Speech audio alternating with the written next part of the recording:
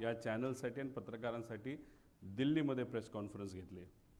आता एक योगायोग आणि चांगली गोष्ट आहे की प्रेस कॉन्फरन्स झाल्यानंतर इन्व्हेस्टिगेशन एजन्सी या काम करतच आहेत, त्यांच्यावर काही आक्षेप नाही। त्यांच्या स्पीडवर ज्या गतीने ते चालले त्याच्यावर मात्र आमचा आक्षेप आहे। पण प्रेस कॉन्फरन्स तुमच्यामुळे चांगल्या पद्धतीची झाल्यामुळे इन्व्हेस्टिगेशनला सुद्धा कुठेतरी जोर आलाय। दिल्लीची कॉन्फरन्स झाल्यानंतर दुसऱ्या दिवशी DGCAची माणसं प्रायव्हेट प्लेनली बारामतीला गेले आणि बऱ्याच लोकांनी आता विषय घ्यायला सुरुवात, म्हणजे लोकांनी म्हणजे सामान्य लोकांनी विषय तर घेतलेच होते, पत्रकारांनी घेतलेच होते, पण आता नेते सुद्धा पत्र द्यायला लागलेत, विषय घ्यायला लागलेत। ही एक चांगली गोष्ट आहे, कारण लोकांच्या मनामध्ये अनेक शंका आहेत, त्याला कुठं ना कुठेतरी उत्तर लवकरात लवकर मिळालं पाहिजे अशी आमची सगळ्यांची अपेक्षा आहे। आता पूर्वी जे काही मी प्रेझेंटेशन केलं होतं त्यात अधिकची काही माहिती माझ्यापर्यंत आलेली आणि ती माहिती आपल्या सर्वांसमोर आम्ही आणणार आहोत। याच्यामध्ये अपघात आहे का घातपात हा प्रश्न अजूनसुद्धा कायम त्याच्यामध्ये राहतो, पण घातपात हा जो मुद्दा आहे त्याच्यावर थोडंसं लोकांचंही आणि सगळ्यांची त्या दिशेने जाण्याला प्रवास सुरू झाला असं आपल्याला म्हणावं लागेल।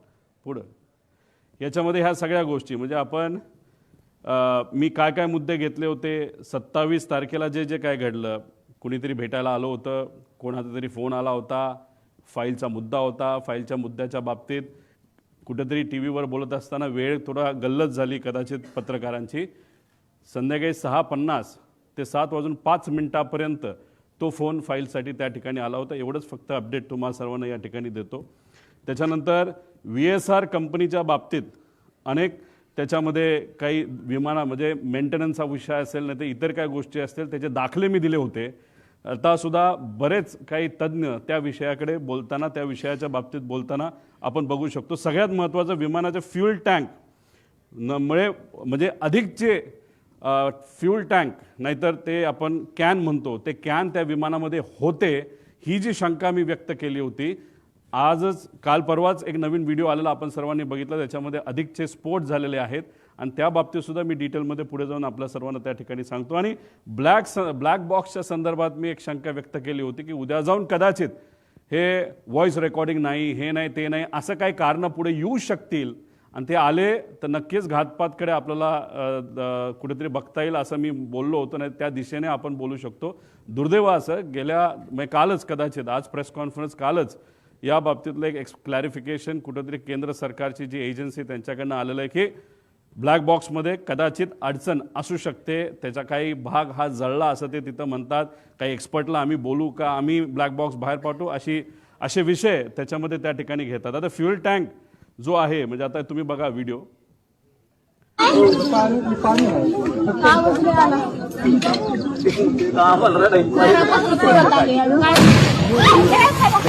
आता हा व्हिडिओ आहे, एकच स्फोट आहे असं नाही, असे बरेच झाले होते। आणि एक तुम्ही समजून घ्या की 2023चं विमान जे पडलं होतं ते मोठं होतं आणि ते पडत असताना रनवेवर पडलं होतं। रनवेवर पडलं म्हणजे रनवेची जी सरफेस आहे ती डांबरी होती नाही तर कडक होती। दादांचं विमान जे पडलं होतं तसं कडक सरफेसवर म्हणजे ते रनवेवर पडलं नव्हतं, ते साईडला पडलं होतं। त्यामुळे बॉल तुम्ही घेतला तर बॉल जर समजा फरशीवर टाकला तर बाउंड जास्त होतो आणि तो समजा मातीत टाकला तर कमी होतो। त्यामुळे तो जो इम्पॅक्ट आहे ॲज कम्पेअर्ड त्याची वेलॉसिटी आणि सगळ्या गोष्टी बघितलं तर जिथं दादांचं विमान पडलं तिथं ते कमी व्हायला पाहिजे होतं, पण स्फोट का झाला त्याचं मुख्य कारण जी शंका आम्ही घेतली होती ती नक्कीच कुठं ना कुठंतरी खरी ठरत आहे की नक्कीच त्या विमानामध्ये फ्यूल टँक अधिकचे होते। आणि फ्यूल टँक कुठं असतं की जिथं टॉयलेट असतं म्हणजे जो विमानाचा शेवटचा भाग असतो तिथं ते ठेवण्याची जागा असती आणि त्याच्या मागच्याच बाजूला तिथं ब्लॅक बॉक्स असतो। म्हणजे हे जे म्हणतात की जळलंय नाही तर तिथपर्यंत आग गेली होती आणि त्याच्या पुढच्याच बाजूला म्हणजे पहिले कॅन पेटले आणि नंतर विमानाचे पंखातलं पेट्रोल पेटलं असं आपल्याला म्हणता येईल। आता हे सगळे डिटेल्स आहेत, 7 वगैरे सगळं, त्याच्यामध्ये पेट्रोल किती लागणार आहे 250 लिटर 400 लिटर ह्याचं ॲव्हरेज आम्ही काढलेलं आहे। हे सगळे गणित त्याच्यामध्ये आहेत। त्याच्यामध्ये आपण जर बघितलं तर मुंबईवरनं हे विमान जात असताना फुल टँक हे भरले होते, म्हणजे ते पूर्ण विमानचे जे पंखे असतात त्या पंख्यामध्ये जो टँक असतो तो फुल भरला होता। अरे फुल कशाला भरायचं, तुम्ही इथून उडत असताना तुम्ही जर उद्या जाऊन लगेचच बारामतीला जाऊन हैदराबादला तुम्ही गेला असता तर हैदराबादला जाऊन तुम्ही तिथं फ्यूल भरू शकला असता. काही लोक म्हणतील अरे बाबा महाराष्ट्राचं स्वस्त आहे, तसं सुरतचं जास्त स्वस्त आहे. पण मग आता 3-3.5 लिटर जर त्याच्यामध्ये फ्यूल बसत असेल तर त्याला 10 रुपयाचा फरक काढला तर 30-35 हजाराचा फरक पडतो, मोठा फरक होत नाही. त्यामुळे एवढं फ्यूल पंखात पण आणि आत पण असं आमचं मत आहे की हे एवढं घेऊन बारामतीच्या दिशेने जाण्याचं कारण काय. आणि जे मी पायलटच्या बाबतीत बोललो होतो की मुद्दामूनच कदाचित त्याचा वापर करून, पायलटचा वापर करून हा घातपात झाला असावा आणि त्या घातपातामध्ये फ्यूल जास्त असलं की मोठा स्फोट होईल हे कुठेतरी शंका लोकांच्या मनामध्ये, आमच्या मनामध्ये ती कुठेतरी खरी ठरताना आपण सर्वजण बघू शकतो. हा तसा या ईमेलप्रमाणे फ्लाईट प्लॅन आहे, पण आम्हाला जे कळालंय तसा ऑफिशियली त्यांनी DGCA सांगितलं नव्हतं त्यांचा फ्लाईट प्लॅन काय. कारण त्याच्यामध्ये विषय एवढाच आहे की ते परत पुण्याला तर ते लँड करू शकत नाही, का पर्यायी एअरपोर्ट द्यावं लागतं. ते पुणे देऊ शकत नाही कारण का तिथं डिफेन्सचं फ्लाईंग सकाळी होतं. त्यानंतर मग त्याला सोलापूर देता येत नाही, त्यात सुद्धा अडचण आहे. त्याला जर दुसरं कुठलं तरी द्यायचं असेल तर ते फक्त चिपी एअरपोर्ट देऊ शकतात, पण ते पण नाही कारण त्यावेळेस तिथं धुक्का असू शकतं. पण असेल तर कुठलं तर मुंबईच असेल.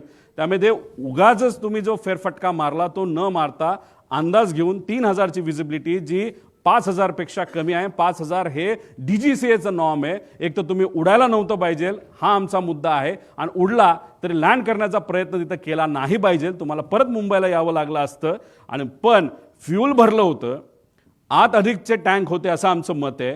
आणि त्याच्यात परत जाण्यापेक्षा डायरेक्ट हे विमान खाली आदळण्यात आलं, हे मुद्दामून आदळण्यात आलं असं आम्हाला आता त्या ठिकाणी वाटायला लागले. पुढं आता ह्याच्यामध्ये सर्वात म्हणजे विमान टेक ऑफ हे मी तुम्हाला सांगितलं. फ्लाईट प्लॅनची माहिती आपल्याला लागेल. आता फ्लाईट प्लॅनच्या बाबतीत तिथं एक गोपी नावाचा VSIचा हँडलर आहे, लय करामती आहे, मुंबईमध्ये तो बसतो.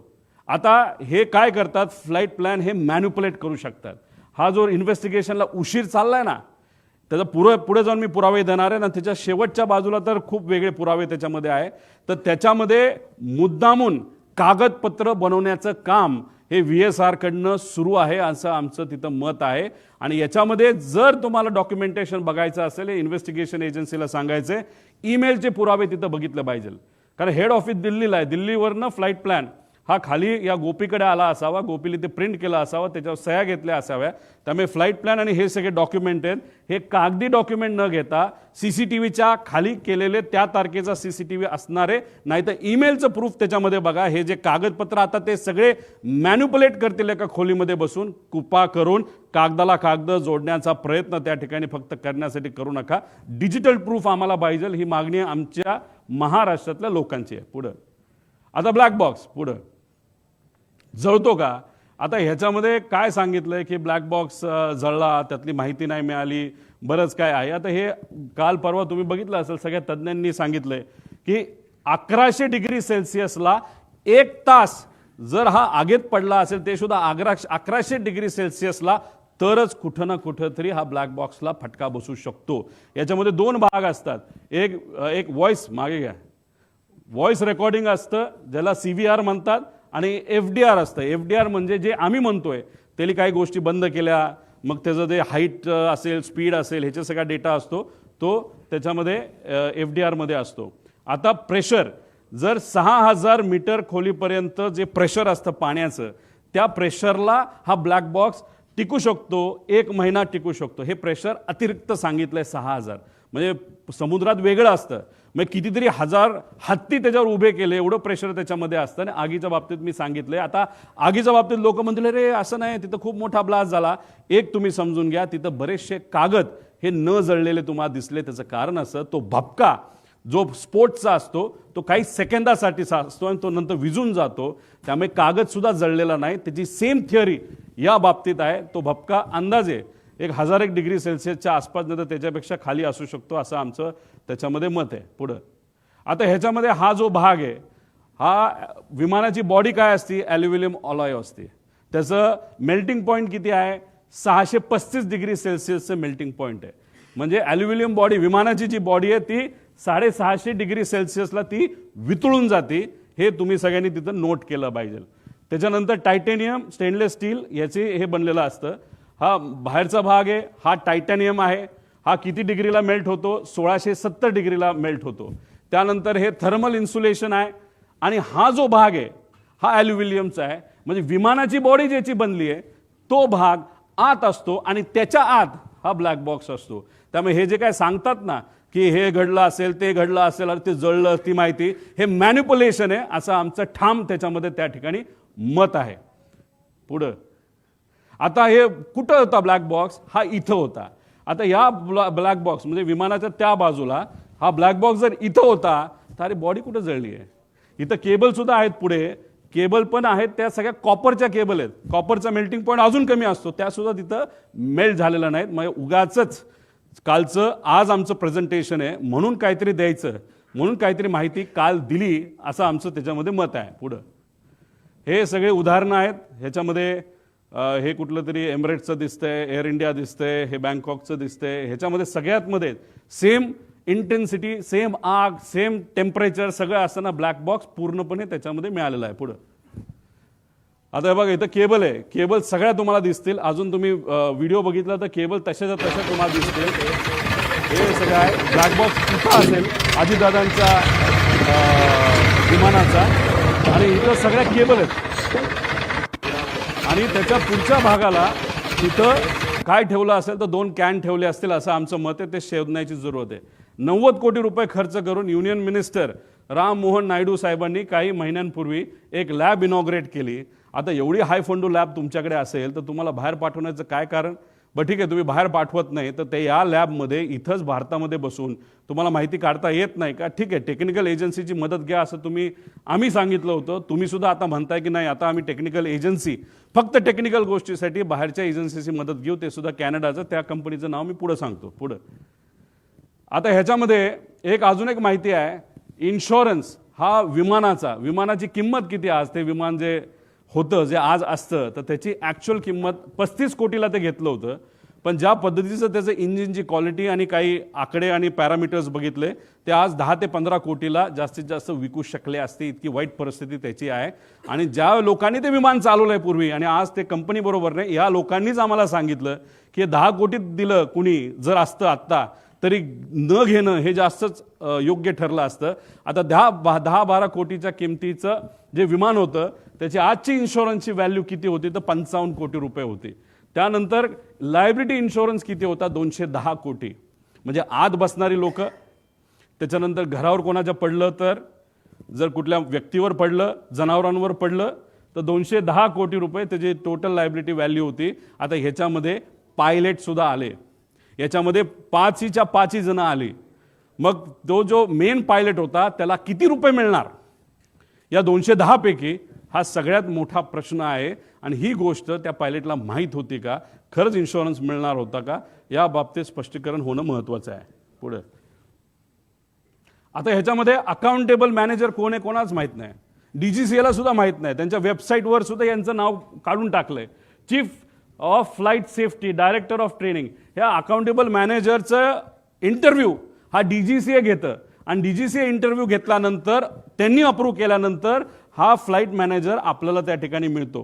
म्हणजे हा जो अकाउंटेबल मॅनेजर, जसं महाराष्ट्र सरकारचं माझ्या अंदाजाने कोणतरी एक आहे, त्याचं नाव शर्मा का असं काहीतरी नाव आहे, ते आपले सेफ्टी ऑफिसर आहेत. त्यांचा इंटरव्ह्यू DGCAने घेतला, मग त्यांना तिथं हे केलं. तर ही माणसं कुठे आहेत? यांचा इंटरव्ह्यू तुम्ही केलाय का? यांचं इन्व्हेस्टिगेशन तुम्ही केलंय का? कारण का अकाउंटेबल मॅनेजर हा रिस्पॉन्सिबल असतो. त्यांनी तिथे ईमेल केले पाहिजे. त्यामुळे जी कालची नोटीस जी आलेली आहे, नाहीतर एक्सप्लेनेशन जे DGCAने दिलेलं त्याच्या खालच्या बाजूला 2 नाहीतर CC अकाउंटेबल मॅनेजर केलेलं आहे. त्यामुळे अकाउंटेबल मॅनेजर कोण आणि ही लोक कोण हे माहिती घेणं महत्त्वाचं आहे. पुढं आता हे महाशय म्हणजे हे जे तुम्ही जर ट्रक चालवत असाल, तुम्ही ट्रकच चालवला पाहिजे, तुम्ही गाडी चालवायची नाही. तुम्ही जर गाडी चालवत असाल तर ट्रकचं लायसन्स तुम्हाला मिळत नाही, त्याला वेगळं घ्यावं लागतं. तुम्ही ट्रक चालवत असताल आणि JCB चालवायला गेला नाही तर पोकलान चालवायला गेला, जी मोठी मशीन, तुम्हाला अलाउड नाही. तसंच लेअर जेटचं तुम्ही विमान चालवत असाल तर तुम्हाला दुसरं विमान लेगेसी सारखं वापरता येत नाही. आता इथं जर फोटो बघितले हे आहेत मिस्टर कपूर.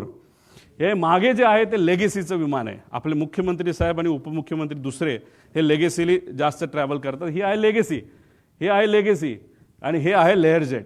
म्हणजे हे महाशय लेगेसी सुद्धा चालवत होते आणि हे महाशय लेहरजेट सुद्धा चालवत होते आणि फक्त हाच व्यक्ती चालवत होता असं नाही, रोहित सिंग सुद्धा इलिगली हे दोन्ही विमानं तिथं चालवत होतं. याचे सीसीटीव्ही कॅमेरा, याचे डॉक्युमेंटेशन हे करा. आमच्याकडे डॉक्युमेंटेशन आहे, आम्ही कसं काढलं हे आम्हाला माहिती. पण या DGCA ला आम्हाला सांगायचं आणि इन्व्हेस्टिगेशन अधिकाऱ्यांना आणि ऑफिसरला सांगायचं, कृपा करून कागद रंगवारंगवी करणं हे तुम्ही सोडून द्या. आणि जर करत असाल तर ते चुकीचं आहे. जर उद्या जाऊन त्या कागदात जर फरक दिसला, व्हिडिओ आमच्याकडे कुठला असेल आणि तो जर आम्ही दाखवला आणि त्याच्यामध्ये जर डिस्क्रिपन्सी आली तर हे योग्य ठरणार नाही. त्यामुळे इथं एक खूप मोठी इलिगॅलिटी आहे. त्यानंतर तुम्ही दारू पिलाय का नाही तर हे BA करावं लागतं. हे अशा पद्धतीचं मशीन असतं. पण अनफॉर्च्युनेट हे जे मशीन आहे हे आहेत एक यंग पायलट आहे, यांचा व्हिडिओ आम्ही आमच्या लेवलनी त्या ठिकाणी काढला. हे असं फुंकावं लागतं, असा व्हिडिओ काढावा लागतो की बाबा फुंकतोय आणि दाखवावं लागतं 0% दारू आहे. तसंच हे राईटचे महाशय आहेत, हे वेगळेच आहेत. ह्याचं नाव काय, ह्याचं नाव कोणतरी फॉरेनर आहे, तो पुढं असेल कदाचित. तर हे असा व्हिडिओ काढावा लागतो. आता रोहित सिंग जो मालक होता VSRचा आणि आपला हा जो कपूर आहे, याचे असे व्हिडिओ आम्हाला आजच्याच त्या ठिकाणी लागणार नाही. तर तुम्ही इन्व्हेस्टिगेशनमध्ये आम्हाला तिथं दाखवा. पण हे जे मशीन आहे, या मशीनचा एक खूप मोठा फ्लॉ आहे आणि हे फक्त VSRकडे, हे एअरपोर्ट अथॉरिटीकडे नाही आहे. VSRकडे असणारे हे जे मशीन आहे याच्यामध्ये तारखा या बदलल्या जाऊ शकतात. हा फ्लॉ या मशीनचा. म्हणून म्हणतो इन्व्हेस्टिगेशन जेवढं पुढे जाईल तेवढं मॅन्युप्युलेशन हे मोठ्या प्रमाणात त्या ठिकाणी होणार आहे. आता याच्यामध्ये 2023 मधील अपघात प्रकरण आम्हाला जे कळलंय, त्याचा जो कॅप्टन होता ना, चालवणारा सुनील कंजर जो आहे, त्याचं नाव कदाचित प्लस मायनस असेल.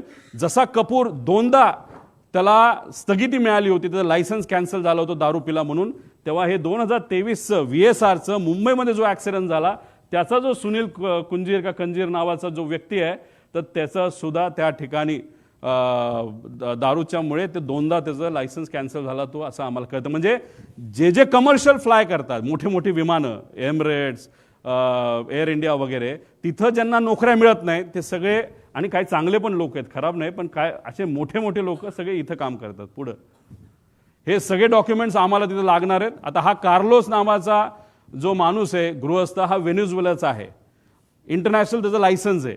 पण हा भारतामध्ये कसं तो त्याला VSRच्या माध्यमातून इथं उडवलं जातं, तर हा येतो एंटर करताना ॲज अ पॅसेंजर, आणि पॅसेंजरमधून आत आल्यानंतर विमानात बसल्यानंतर तो कॉकपिटमध्ये जायचा आणि कॉकपिटमध्ये जाऊन त्या ठिकाणी विमान उडवायचा. आता ह्याच्यामध्ये हे बघा, captain, crew details, captain Venezuela हा पूर्वीचा त्याच्यामध्ये डेटा आहे. पण हा त्या पद्धतीने काय गोष्टी, त्याचं सगळं जे लायसन्स आहे ते अमेरिकन फॉरेनचं लायसन्स असतं ते रिजेक्टेड आहे.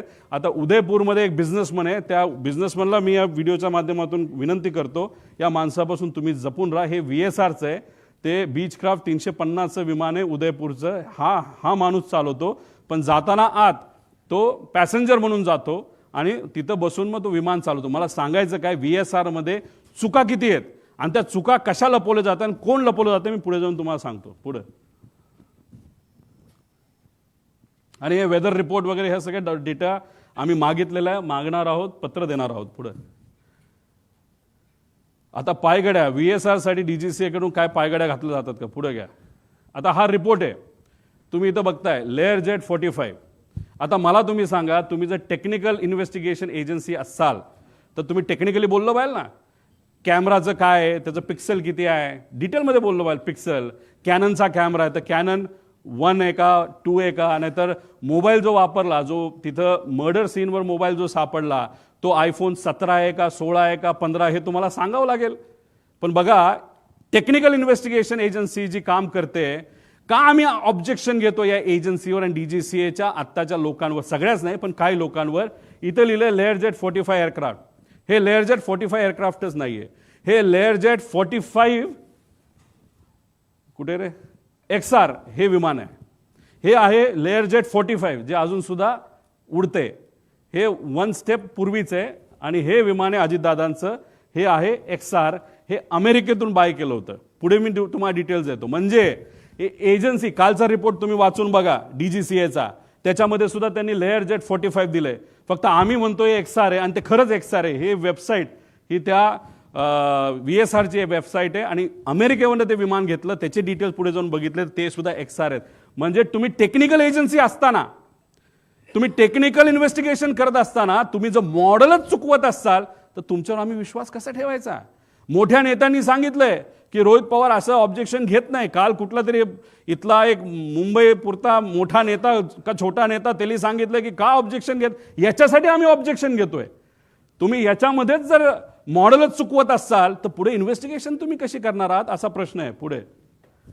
हा बघा, आता दुसरं केंद्रीय विमान DGCA आता सर्टिफिकेट ऑफ रजिस्ट्रेशन आणि ह्याच्यामध्ये सर्टिफिकेट ऑफ हे विमानाचं काय म्हणतात त्याला, एअरवर्दीनेस, हे दोन आहेत. आता एअरवर्दीनेस सर्टिफिकेट ऑफ एअरवर्दीनेस कधी आलंय 21ला आणि विमान रजिस्टर कधी झालंय 22ला. म्हणजे काय केलं, आधी गाडी घेतली, त्याचं सगळं PSU वगैरे केलं, सगळं करून टाकलं आणि नंतर ती रजिस्टर केली. तसं विमानाचं झालं. हे चुकीचंच आहे. हे PIB रिपोर्ट आहे 28/1चा. याच्यामध्ये जर तुम्ही certificate of registration, certificate of airworthiness याच्यामध्ये जो फरक येतोय तो 1 वर्ष आधीचा आहे. हेच तुम्ही चुकला आहात. आधी रजिस्ट्रेशन तुम्हाला करावं लागतं आणि मग तुम्हाला एअरवर्दीनेस घ्यावं लागतं. इथं जर रिपोर्टमध्ये तुम्ही चुकवत असाल म्हणजे कुठंतरी रिपोर्ट मॅन्युपुलेट केले जातात का, रिपोर्टमध्ये हेराफेरी होती का, असा आमचा साहजिकच प्रश्न राहणार ना. हे तुमच्याच रिपोर्टवरनं आम्ही सांगितलं ॲक्सिडेंट नंतरच्या. आणि ह्याच्यामध्ये तुम्ही जर म्हणत असाल नाही आमच्याकडनं चुकलं, काढलं ना आम्ही, आमचे पण काही कॉन्टॅक्ट आहेत का नाही, हे आहेत ना सर्टिफिकेट, हे दोन्ही सर्टिफिकेट आम्ही इथं लावलेले आहेत, त्याच्यावरनं तुम्ही बघा. म्हणजे एजन्सी DGCA म्हणते तारखा चुकवते, आम्ही पुरावे देतो की तारखा चुकल्यात, ह्याच्यावरनंच आम्हाला कुठेतरी या इन्व्हेस्टिगेशनवर डाऊट आहे पुढं. आता ह्याच्यामध्ये हे विमान, कुठलंही विमान घेतलं गेल्यानंतर त्याला 5,000 तास असं काहीतरी दिलं जातं. त्याचं तास किती होते या विमानाचे? 5,000. अजित काका जेव्हा विमानामध्ये बसले होते त्याला किती तास झाले होते? तर ते 5,915. किती तास बाकी होते? त्या कंपनीच्या म्हणण्यानुसार फक्त 85 तास. अहो आम्ही सुद्धा जेव्हा उडतो ना, आम्ही बघतो 400 तास बाकी आहेत का 500 तास बाकी आहे, हे आम्ही सिव्हिलियन म्हणून बघतो. मग अजितदादा तर Z+ सिक्युरिटीचा माणूस होता. त्यांच्या विमानामध्ये जेव्हा ही घटना घडली तर आपण जर बघितलं तर ही 14/9चा हा विषय आहे. तर हा जो रिपोर्ट आलाय तर त्याच्यामध्ये 4,915 म्हणजे 85 तास फक्त बाकी होते. आणि ह्याच्यात आमचा क्लेम आहे. आणि मी जी हनीवेल नावाची कंपनी जिली हे इंजिन बनवलं, त्या कंपनीच्या मॅनेजरला जर मराठी कळत असेल ना तर ट्रान्सलेट तुम्ही करा की खरी माहिती ही DGCAला तुम्हाला ईमेलच्या माध्यमातून द्यावी लागेल. आम्ही प्रयत्न केला पण ते आम्हाला देत नाही. आमचा अंदाज आहे हे मशीन 5,000 त्याचं वय होतं तर हे मशीन 8,000 पर्यंत उडलेलं आहे. म्हणजे दादांकडे मशीन देत असताना तसंही त्या मशीनमध्ये काहीच राहिलं नव्हतं आणि त्याची किंमतही खराब झाली होती. आणि मग मुद्दामूनच ह्याच्यामध्ये मशीनसुद्धा देताना खराब क्वालिटीचंच दिलं, नुकसान होताना कमी व्हावं. आणि हा अपघात का घात हा प्रश्न तर त्याच्यामध्ये राहतो. पण हे मेंटेनन्स सगळे बघितल्यानंतर दादांना जे मशीन दिलं Z सिक्युरिटीने असताना सुद्धा, VIP ट्रॅव्हल होतोय ह्या VSR कंपनीला माहिती असताना, ॲरो या कंपनीला माहीत असताना सुद्धा मशीन हे संपलेलं होतं. आणि तेच मशीन म्हणजे इंजिन त्या विमानाला होतं आणि तेच विमान हे अजितदादांसाठी त्या ठिकाणी सेवेसाठी दिलं. म्हणजे हे आश्चर्याची गोष्ट आहे. इतकं जर कुणी दुर्लक्ष करत असेल एवढ्या मोठ्या VIPला तर कदाचित हा VIP फक्त लोकांसाठीच VIP मोठा नेता होता, बाकीच्यांना या नेत्याची काहीच किंमत नाही असं आपण म्हणायचं का, असा प्रश्न आम्हा सगळ्यांना निर्माण होतो. पुढं आता बघा, विमानाला कलर करायचा असेल तर तो घरी करता येत नाही, तुमच्या गॅरेजमध्ये करता येत नाही, त्याला त्याच कंपनीकडे पाठवावं लागतं. त्याला 3-4 कोटीचा खर्च आहे. काही दिवसांपूर्वी एक व्हिडिओ आहे एमिरेट्सचा, तो रंगवायला, एका एमिरेटच्या मोठ्या विमानाला रंगवायला 50 कोटी रुपये लागले फक्त रंगवायला. आता ह्या महाशयाली घरीच पेंटिंग केलं. आता ह्याचं कारण बघा, हा जळल्यानंतर एक नंबर इथं तुम्हाला दिसतोय, हा आधी दिसत नव्हता, जळल्यानंतर तो दिसायला लागला. तो नंबर काय आहे? N80PQ. मग आम्ही आमच्या अमेरिकाच्या कॉन्टॅक्टचा वापर केला. तिथं जे कुठले आमच्या ओळखीचे कॅनडाचे लोक आहेत त्यांच्याकडे आम्ही बघितल्यानंतर हे काय आहे N80PQ, हे आहे US रजिस्ट्रेशन. हे आहेत त्यांची वेगवेगळे मालकं, 5 मालकं झालीत. त्याच्यामध्ये काय फायनान्स कंपन्यात काय आहेत, म्हणजे एखादी मारुतीची गाडी नाही तर कुठलीही गाडी घेत असताना आपण बघतो फर्स्ट ओनर आहे का सेकंड ओनर आहे. इथं 4-5 ओनर होते. म्हणजे एवढं जुनं मशीन, ह्याची किंमत 15 कोटीच्या पुढं त्या ठिकाणी नाही आहे. तर ही माहिती घेतल्यानंतर हे अमेरिकेवरनं विमान आणलं होतं पुढं. आता हे बघा, कुठलंही विमान हे जेव्हा तुम्ही भारताच्या बाहेरून आणता, ही एक लिस्ट असते, त्याला आपण म्हणतो STC, सप्लिमेंटेड टाईप सर्टिफिकेट. याच्यामध्ये मी मार्क केलेत, हे लेअर जेटचे आहेत. पण ह्याचा सखोल STCचा आम्ही अभ्यास केल्यानंतर एक मी फार जबाबदारीने हे स्टेटमेंट करतोय, लेअर जेट हे विमान भारतामध्ये रजिस्टरच होऊ शकत नाही. हे स्ट्रेट फॉरवर्डली तुम्हाला सांगतो, हे इल्लिगली रजिस्टर झालेत DGCAच्या काही अधिकाऱ्यांचा उपयोग करून, नाही तर वापर करून, नाही तर ज्या ज्या गोष्टी ज्या द्यायच्या होत्या त्या देऊन. आणि स्वस्तातलं विमान हे VIP साठी मुद्दामून वापरलं गेलं का? त्यामुळे VSR कंपनी का बंद झाली पाहिजे? ह्यात इन्व्हेस्टिगेशन करत असताना फक्त त्या DGCAच्याच लोकांना घेऊन का नाही केलं पाहिजे? भारताच्या बाहेरची का चांगली इन्व्हेस्टिगेशन एजन्सी आणली पाहिजे? ह्या सगळ्या गोष्टी, म्हणजे इथं तसं बघितलं तर कमिटी बघितली तर सगळेच चुकीचे असं मी म्हणणार नाही, पण चोरालाच पोलिसाचं काम दिलं असं म्हणायला काही हरकत नाही. अशी आजची परिस्थिती आहे. पुढं आता ह्याच्यामध्ये CVR फार चर्चेत आहे. CVR हे आहे ज्या दादांचं ॲक्सिडेंट झालेलं विमान. इथं तुम्ही बघितलं तर तो CVR जो त्याच्यामध्ये बसवलेला आहे, अमेरिकेचं हे मशीन आहे, त्या CVR मध्ये किती मिनिटं रजिस्टर होऊ शकतात आवाज? फक्त 30 मिनिटं. आणि DGCAचं सिव्हिल एव्हिएशन रिक्वायरमेंट काय म्हणतात? 2 तास. जर मशीनमध्ये विमानात 30 मिनिटं होतं आणि DGCAचं रूल बुक म्हणतं 2 तास, मग हे विमान कसं रजिस्टर भारतामध्ये झालं असा आमचा प्रश्न आहे. साहजिकच आहे. काही लोक म्हणतील 30 मिनिटं, आता आपल्याला गोंधळ करता येईल. अजिबात नाही. ॲक्सिडेंट झाल्यापासून 30 मिनिटं, तो एक फायदा आपल्याला आहे. म्हणजे शेवट 30 मिनिटामध्ये काय झालं हे आपल्याला बघता येईल. आणि खास करून शेवटच्या 1.5 मिनिटामध्ये काय झालं हे सगळ्यात जास्त महत्त्वाची गोष्ट आहे.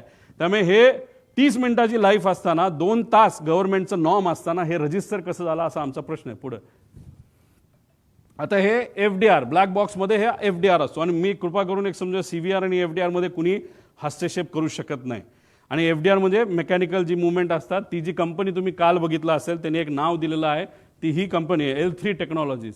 ही आहे कॅनडाची. आता आम्ही कॅनडाच्या कॉन्टॅक्ट तिथं वापरून आम्ही थोडंसं रिसर्च करून कॅनडा या त्या देशातून आम्ही हे सर्टिफिकेट आणलेलं आहे. या सर्टिफिकेटमध्ये हे जो FDR आहे ते FDR बद्दल त्याचा महत्त्व आहे आणि ती कंपनी कुठली हे मी तुम्हाला दिलेलं आहे. म्हणजे डॉक्युमेंट्स जसे DGCAकडे आहेत तसं आपण प्रेमाने आणि आपला माणूस जवळचा गेला या दृष्टिकोनातून जर धडपड केली तर आपल्याला बरीच माहिती मिळते. आणि शुभचिंतक खूप आहेत, कारण का दादा एक फार मोठा नेता होता, त्यामुळे माहिती ही बऱ्यापैकी आता आमच्याकडे यायला लागलेली आहे. त्यामुळे विनंती या एजन्सीला आहे की तुम्ही सुद्धा चांगल्या पद्धतीचं इन्व्हेस्टिगेशन करावं. त्यामुळे ही L3 टेक्नॉलॉजीज नावाची कंपनी आहे. पण आमचं मत आहे की लेअर जेट हे रजिस्टर करू शकत नाही, बेकायदेशीरपणे हे रजिस्टर झालंय. पुढं आता ह्याच्यामध्ये सप्लिमेंटल टाईप जे हे आहे सर्टिफिकेट, आता ह्यात रिव्हॅलिडेशन वगैरे जे आहे FFA STC for Indian operations, VSR आणि DGCA हे सगळ्या गोष्टी आता ह्याच्यामध्ये सांगितलं की DGCA आणि VSR मध्ये फार जवळचे संबंध होते. ते संबंध कसे होते हे मी पुढे सांगतो. पुढं आता ह्याच्यामध्ये आपण बघितलं की ह्यात ऑर्डर काढली, ही इन्व्हेस्टिगेशनची ऑर्डर आहे. आता ही कधीची आहे? तारीख आहे 2/2, म्हणजे अपघात झाल्यानंतर 4 दिवसाली. का मोठा नेता नव्हता का? त्याच दिवशी काढायला काय झालं होतं का दुसऱ्या दिवशी? जसे इन्व्हेस्टिगेशन करण्यासाठी काय फॉरेन्सिकची लोक संध्याकाळी पोहोचली निवांत, कुठे जेवायला गेले असतील, कुठे फिरायला गेले असतील, आणि एवढा मोठा नेता जाऊन सुद्धा अख्खं जग तिथं आलं होतं. आणि हे इन्व्हेस्टिगेशन आणि फॉरेन्सिकची लोक संध्याकाळी 8ला का 7ला का कधीतरी तिथं पोहोचली असं आम्हाला कळालं. आता ह्याच्यामध्ये तुम्ही 4 दिवसानंतर एजन्सी काढता, ह्याच्यामध्ये हे सगळी लोक DGCAची आहे. मग DGCA कसं चुकलं हे आम्ही सांगत असताना तुम्ही जर DGCAच्याच लोकांना त्याच्यामध्ये घेतलं असेल तर मग ह्याला आम्ही काय म्हणणार? आणि त्याच्यात हे अपूर्वा म्हणून ज्या आहेत, अपूर्वा अग्रवाल, ह्या जेट एअरवेजमध्ये काम करत होत्या. जेट एअरवेजचं काय रिलेशन आहे हे मी तुम्हाला सांगतो. पण ह्याच्यात एकाला सुद्धा लेअर जेट विमान कसं असतं, काय असतं, टेक्नॉलॉजिकल काय ॲडव्हान्समेंट आहे, एकाला सुद्धा याच्यामध्ये माहीत नाही. ही आजची परिस्थिती. आणि अशा लोकांना ज्याला विमानच कसं होतं, लेअर जेटमध्ये काय कॉम्प्लिकेशन असतात, काय टेक्नॉलॉजिकल ॲडव्हान्समेंट आणि प्लस मायनसेस असतात हे माहिती नसताना सुद्धा नावापुरती ही एजन्सी बनवली. अपूर्वाचं नाव कुणी दिलं हे पुढे जाऊन मी तुम्हाला सांगतो. पुढे आता जो साऊथवेस्ट एअरलाईनचा जो अपघात झाला अमेरिकेमध्ये 17 एप्रिल 2018ला झाला आणि प्राथमिक अहवाल कधी आला? 2 दिवसात आला. आज 20वा का 22वा दिवस आहे. काल काहीतरी द्यायचं म्हणून काहीतरी फालतू त्यांनी दिले, त्यात सुद्धा मॉडेल त्यांनी चुकवलेलं आहे. मग हे जे काय आहे हे काय म्हणायचं की दादांचं एवढं महत्त्व नाही का? मग सत्तेचा वापर करून जे कोणी त्यांच्याबरोबर होते, पूर्वी खूप काम केलेलं आहे, या लोकांनी सत्तेचा आणि ताकदीचा वापर करून करा ना इन्व्हेस्टिगेशन पटपट. प्रिलिमिनरी रिपोर्ट यायला एवढा वेळ काय लागतो? आमच्यासारखा बिना बॅकग्राऊंडचा, बिना सत्तेचा माणूस जर एवढी माहिती काढू शकतो आणि तुम्ही 22 दिवस लावताय की बाबा ह्या एजन्सीला काम द्या, त्या एजन्सीला काम द्या, अरे काय कारण आहे? काय कारण आहे हे इन्व्हेस्टिगेशन पुढे जात नाही का? कारण कागदपत्र बनवले जातात VSR कंपनी ही अडचणीत येऊ नये, नाहीतर त्या अपघाताच्या मागे जे लोक, नाहीतर जे डोकं होतं त्या डोक्याला वाचवण्याचं काम हे इन्व्हेस्टिगेशन एजन्सी करते का, असा प्रश्न लोकांना आता पडायला लागलेला आहे. म्हणजे 2 दिवसात तो रिपोर्ट यायला पाहिजे, अजून आलेला नाही. पुढं CIDचा रिपोर्ट, आणि ह्याच्यात मागे जावा, मागे 15 तारखेपर्यंत रिपोर्ट द्या असं सांगितलंय बघा कुठेतरी. कुठे? हां, कुठेतरी लिहिलंय. हां, मध्ये. हां, हे बघा 15 फेब्रुवारी. आज किती तारीख आहे? 18. काय दिलं काल? आणि त्याच्याच बरोबर खाली लिहिलं बघा, अकाउंटेबल मॅनेजमेंट ऑफ VSR. अरे कोण आहे अकाउंटेबल मॅनेजर? कोणाच माहीत नाही. मग नुसतं दाखवायचं म्हणून दाखवलं. मग अकाउंटेबल मॅनेजरला तुम्ही घेतलं का ताब्यात? नाही घेतलं. मेंटेनन्स मॅनेजरला घेतलं? नाही घेतलं. पुढे घ्या. आता हे सगळ्यात महत्त्वाचं आहे, हे नोट करा. आम्ही बघत होतो की VSR कंपनीवर कारवाई का होत नाही, VSR कंपनीवर कारवाई का होत नाही. ह्याच्या खोलात गेल्यानंतर आम्हाला कळालं की रोहित सिंग नावाचा जो VK सिंगचा मुलगा आहे, भारी भारी गाड्या आहेत त्याकडे, गाड्या घ्यायला काही हरकत नाही. 5 स्पोर्ट्स कार आहेत. एका गाडीची किंमत 7 कोटी असेल, 35 कोटीच्या तर गाड्या आहेत त्याच्या. मुंबईचं त्यांचं जे डेलचं जे गेस्ट हाऊस आहे त्याच्या खाली 1-2 गाड्या लावल्यात, बाकी कुठे ते आम्हाला माहीत नाही. ह्या रोहित सिंगचं लग्न होतं 1.5-2 वर्षापूर्वी मॅरियट जयपूरला, राजस्थानमध्ये. तिथं कोण कोण गेलं होतं? कोणाकडे फोटो? आमच्याकडे काही लोकांकडे फोटो ते माझ्यापर्यंत आले नाहीत, पण येतील. पण ते मी वापरणार नाही, कारण कधी कधी आपण लग्नाला जात असतो. आमचं हे म्हणणं नाही की घातपात करणारे लोक तिथं गेले होते, नाही तर आमचं जे ऑब्जेक्शन ते अजिबात नाही. आमचं फक्त म्हणणं आहे VSRवर इन्व्हेस्टिगेशन का होत नाही, त्याचं कारण कदाचित असं असू शकतं की रोहित सिंगच्या लग्नामध्ये बरेच महाराष्ट्रातले सुद्धा सत्तेतले काही लोक, नेते, काही माजी मंत्री सुद्धा या निगडीत असणारे, आणि काही दुसऱ्या राज्यातले. त्यातलं एक राज्य आम्हाला कळलंय ते म्हणजे आंध्र प्रदेश. आंध्र प्रदेशचे TDP या पक्षाचे प्रमुख नेते, ते कोण मी सांगणार नाही, पुढच्या काही ह्याच्यामध्ये मी सांग, मला माहिती आहे का, तर 100% माहिती आहे. TDPचे एक प्रमुख नेते त्या लग्नाला, रोहित सिंगच्या VSRचा जो मालक आहे त्याच्या लग्नाला राजस्थानला हे गेले होते. मग VSRच्या मालकाच्या मुलाच्या लग्नाला तुम्ही तिथं जाता, आणि आज VSR या कंपनीवर जेव्हा ऑब्जेक्शन घ्यायचं असतं, त्याचे ऑपरेशन बंद करायचे असतात, तेव्हा तिथं मंत्री महोदय, TDP या पक्षातले, या देशाचे जे एव्हिएशन मिनिस्टर आहेत, ते कुठेतरी म्हणतात no safety concern with Lear jet aircraft VSR venture aviation minister. का ऑब्जेक्शन आम्ही नाही घेतलं पाहिजे? का दादांचा अपघात झाल्यापासून, का घात झाल्यापासून आतापर्यंत या राज्याचे सुद्धा मंत्री VSRली प्रवास करतायत का? का आतापर्यंत इतर राज्यांमध्ये सुद्धा VSR चालू आहे का? प्रश्न आहेत ना. आमचं धडधडीत डायरेक्ट म्हणणं आहे की सत्तेतले बरेचसे लोक हे VSRच्या मालकांच्या निगडीत आहेत. काही लोकांचे व्यवसाय आहेत. हैदराबादचा एक कुठला तरी मोठा व्यावसायिक आहे, तो कोणाच्या जवळ आहे याच्या खोलात सुद्धा मी जात नाही. त्याची 2 विमानं आहेत आणि दोन्ही विमानं VSRच्या नावाली आहेत. आणि आज सत्तेत जे लोक आहेत त्याच्या जवळ असणारा तो माणूस आहे, आणि कदाचित त्या माणसाकडे तिकडं त्या भागातलं एक छोटंसं पोर्ट सुद्धा असावं त्या राज्यातलं. फक्त एकच आहे, बाकी कुठले पोर्ट त्याचे नाहीत. मग कोण आहे हा माणूस? तिथं कोणाची सत्ता आहे?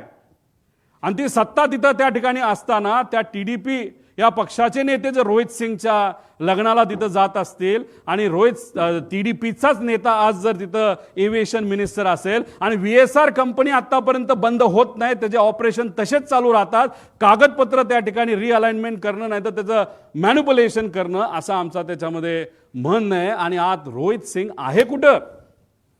आज रोहित सिंग भारतामध्ये नाही. अपघात झाल्यानंतर मायामी, अमेरिकेमध्ये तो गेलाय.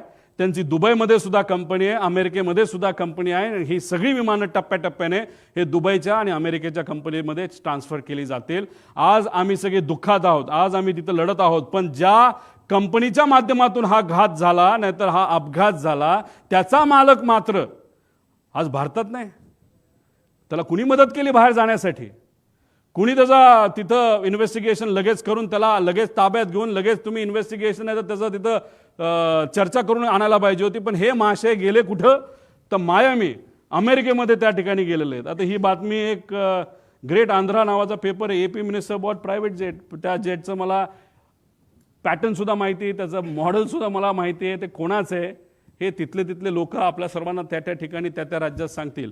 माझं मत आहे की या VSR कंपनीला मुद्दामून वाचवण्याचा प्रयत्न केला जातोय. एवढा मोठा माणूस, महाराष्ट्राचा नेता गेल्यानंतर सुद्धा या सत्तेत असणारे काही लोक मुद्दामून या मालकांना वाचवत आहेत. म्हणजे दादा गेले याचं दुःख यांना नाही, पण पैसा आपला वाचला पाहिजे, मैत्री आपली टिकली पाहिजे, या अनुषंगाने VSRला मदत करतात.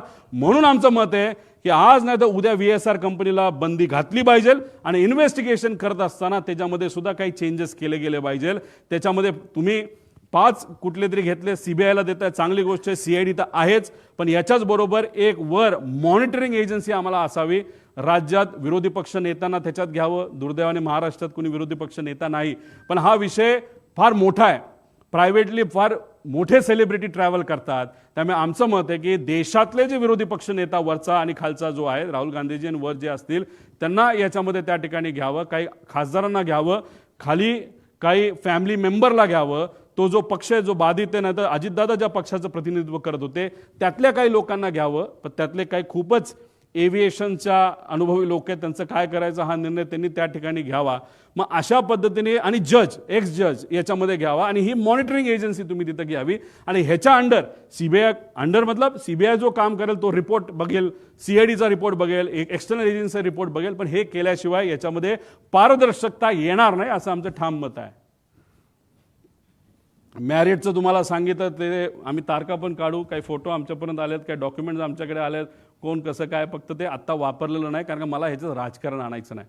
पण एक गोष्ट आहे की काही लोक मुद्दामून याच्यात राजकारण आणि मैत्री आणतायत आणि पैसा आणि इन्व्हेस्टर पण मी देऊ शकतो, पण इन्व्हेस्टरच्या खोलामध्ये मी जाणार नाही. इन्व्हेस्टरचं काही डायरेक्ट रिलेशन असेल असं नाही, पण इन्व्हेस्टर मोठे मोठे असल्यामुळे, शेकडो कोटीचा विषय असल्यामुळेच कदाचित या कंपनीला वाचवलं जातंय. त्यामुळे त्या इन्व्हेस्टरला मला म्हणायचं तुम्ही खूप मोठे आहात, हजारो कोटी तुमच्याकडे आहेत. आमचा काका, आमचे दादा त्याच्यामध्ये गेलेले आहेत. 100-200 कोटीसाठी हे इन्व्हेस्टिगेशनला कृपा करून कुठल्या नेत्याचं नाही तर कोणाचं वजन टाकून तुम्ही हे मॅन्युप्युलेट करण्याचा प्रयत्न त्या ठिकाणी करू नका. कारण की इन्व्हेस्टिगेशन एजन्सी काम करेलच, पण आम्ही काय शांत बसू असं जर तुम्हाला वाटत असेल तर आम्ही शांत बसणार नाही, कारण आमचा काका, आमचा नेता याच्यामध्ये गेलेला आहे. पुढं आता मुख्य पायलट सुमित कपूर याच्यामध्ये हे सगळे आम्ही विषय त्याच्यामध्ये मागितलेले आहेत. त्यांना कौटुंबिक अडचण होती. आता ती कौटुंबिक अडचण खूप खोलात जाऊन मी म्हणणार नाही, आणि त्या विषयाला धरून त्याचं ब्लॅकमेल तिथं झालं असावं, आणि मग ते ब्लॅकमेल त्या ठिकाणी झालं असल्यामुळेच ते जे काही घटना घडल्या अशी शंका आहे की त्यांनी मुद्दामूनच त्या घटना त्या ठिकाणी घडून आणल्या. कारण बऱ्याच एक्सपर्टशी बोलल्यानंतर विमान ज्या पद्धतीने कळलं ते मुद्दामून मॅन्युअली, आणि ट्रान्सपॉन्डर हे विषय तुम्हाला त्या आधीच्या ह्याच्यामध्ये सांगितलेलं आहे. याच्यात खोलात जाऊन चर्चा करायची जरूरत आहे. पण त्यांना दारू प्यायची खूप सवय होती. जेटमध्ये असताना त्यांचा पगार 10 ते 12 लाख होता, पण आत्ता या कंपनीमध्ये आल्यानंतर कारण त्यांचं लायसन्स बंद झालं होतं, ते 3 वर्ष बंद होतं. कोविडच्या काळामध्ये त्यांना काम मिळालं नाही. 5 वर्ष ते बिना पैशाचे होते, नाही पगाराचे होते. आणि त्यानंतर लेअर जेटमध्येच त्यांना संधी का दिली? कारण लेअर जेट बघतच नाही काय की कोण कसला आहे, काय कोणाला काय अनुभव आहे, कोण कुठं दारू पिला होता का काय वेगळं केलं होतं. आणि लेअर जेटमध्ये आल्यानंतर त्यांचा पगार 12 लाखावरनं 3.5 लाखावर आला, आणि त्यात 25,000 रुपये का 20,000 रुपये प्रत्येक एका विमानाच्या फेरीला त्या ठिकाणी ते वापरायचे. असे जर 10 फेऱ्या केल्या तर 2.5 लाख आणि 3-3.5 म्हणजे 6 लाखाचा पगार त्याच्यामध्ये होता. 5 वर्ष पगार नसल्यामुळे आणि हा पगार मोठ्या प्रमाणात कमी झाल्यामुळे आणि मोठे मोठे विस्कीचे ब्रँड त्यांना प्यायला त्या ठिकाणी लागायचा, त्याचा खर्च जास्त असल्यामुळे आणि व्यक्तिगत एक कुठला तरी विषय ज्यामुळे ते डिप्रेशनमध्ये होते, आणि ह्या सगळ्या गोष्टीचा उपयोग घेऊन त्यांच्यावर प्रेशर टाकून कुणी ब्लॅकमेल करून काय घटना घडली का असं आमचं डाऊट आहे. हे क्लिअर करणं महत्त्वाचं आहे. पुढं रोहित सिंग शोधा आता ह्या माणसाला, कुठे आहे तो, कुठे आहे, कोणाचा मुलगा आहे, मुलगा तर VK सिंगचाच आहे. त्याच्यामध्ये DGCAचे काय रिलेशन आहे, DGCAच्या बद्दल तो काय म्हणायचा, कुछ भी हो मॅनेज होता है, कर सकते, कुछ प्रॉब्लेम नाही, कसं कसं मॅनेज केलं याचे पूर्ण डॉक्युमेंट आहे, पण हे प्रेझेंटेशन मग 2 तास जाईल, या खोलात जाल नाही.